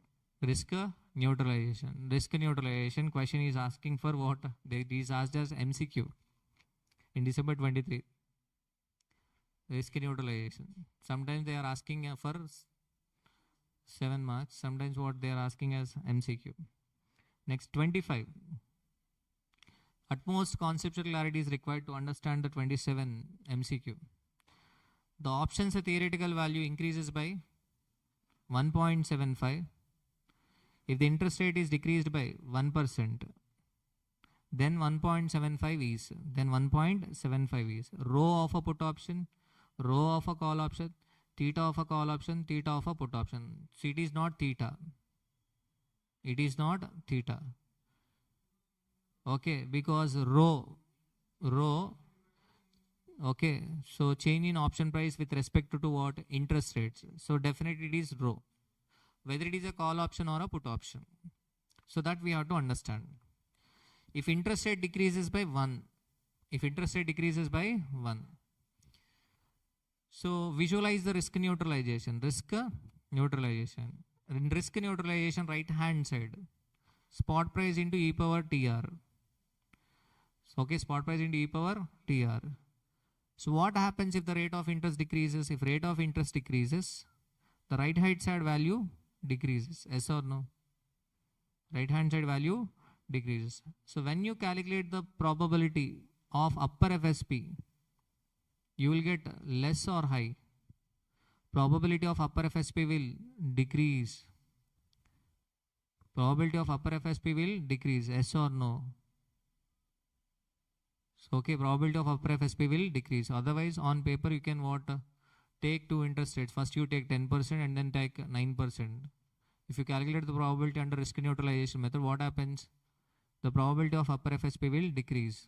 Yes or no? Visualize P into upper FSP plus 1 minus P into downward FSP is equal to spot price into E power TR. If interest rate decreases, on right hand side what happens? Value decreases. So we have seen one more MCQ. If a spot price increases, what happens to the value of call option? Increases. Okay. So likewise, if a spot price, if interest rate decreases, right hand side decreases. That means probability of upper FSP will decrease. Probability of upper FSP decreases means what? Value of a call option will decrease. Value of a call option decrease means indirectly what? Value of a put option increases. So here an options theoretical value increases by 1.75. If interest rate decreases by 1% means it is a row of a put option. Utmost conceptual clarity is required to understand this MCQ. So simple, you solve one risk neutralization question and thereafter what? Decrease interest rate, then you will understand. Utmost conceptual clarity. You should know what is value of a call, value of a put, when we have to exercise the call option, when we have to exercise the put option, everything. Okay, clear? Is it clear? Clear? When probability of upper FSP decreases, what happens? Value of a call option will decrease. Yes or no? Next, which of the following is not an assumption of Black-Scholes model? Dividend is paid on the share is not a assumption of a Black-Scholes model. Plain vanilla interest rate swap. Plain vanilla interest rate swap means exchange. Fixed to floating rate. Fixed to floating rate. It is an interest rate derivative MCQ. Fixed to floating rate swap is called as a plain vanilla swap. What is this fixed to floating rate? You know the floating rate concept, right? Floating rate means what? The interest rate changes with what? Base rate. LIBOR plus 2%. LIBOR means London Interbank Offer Rate. MIBOR means Mumbai Interbank Offer Rate. Mumbai Interbank Offer Rate. Okay. Floating rate means what? The rate is linked to what? The interest rate is linked to a base rate. Whenever the base rate changes, interest rates in the market will also change. Okay. For suppose you have taken a loan on floating rate. I have taken loan on a fixed rate. I have taken a loan on a fixed rate. Okay. So what we can do is we can exchange. We can exchange means what? I will pay floating rate and you pay my fixed rate. So that kind of exchange is called as what? Fixed to floating rate swap. Okay. So with this we have completed what? Derivative analysis, multiple choice questions. Am I clear? Done. Everybody, is it clear? Online students ఉన్నారా? MCQసే కదా నిలిపారా?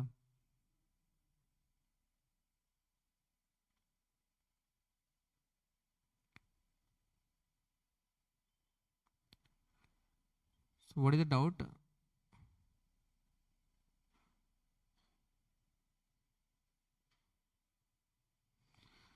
Row for a call option and put option in respect to. Sharanya, what is your doubt? Your doubt cleared or not? Arvind Ramana, hi. Arvind, okay. Our Coimbatore Arvind. Hi Amma. எப்படி இருக்கீங்க? Sharanya, any doubt on a row? If you have a doubt, I will take example.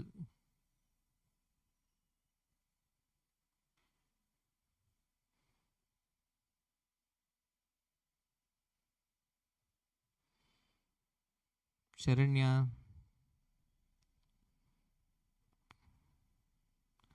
Okay, cleared. Okay. Okay. So I will let you know the schedule after having a discussion with offline students. Okay. Thank you all. If you like the session, please share the video, like, subscribe, and what? Do Halchal in Telegram group. Do Halchal in Telegram group. Okay. In Telugu, it's called as Hadavadi. Thank you. Thank you all. Thank you so much. Sahil, thank you. भगाएंगे SFM को. साहिल, Sharanya, मुत्तुप्रिया, गुम्मड़पंडु,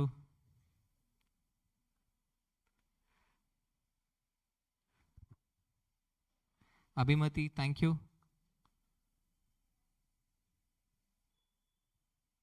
Ending the live session.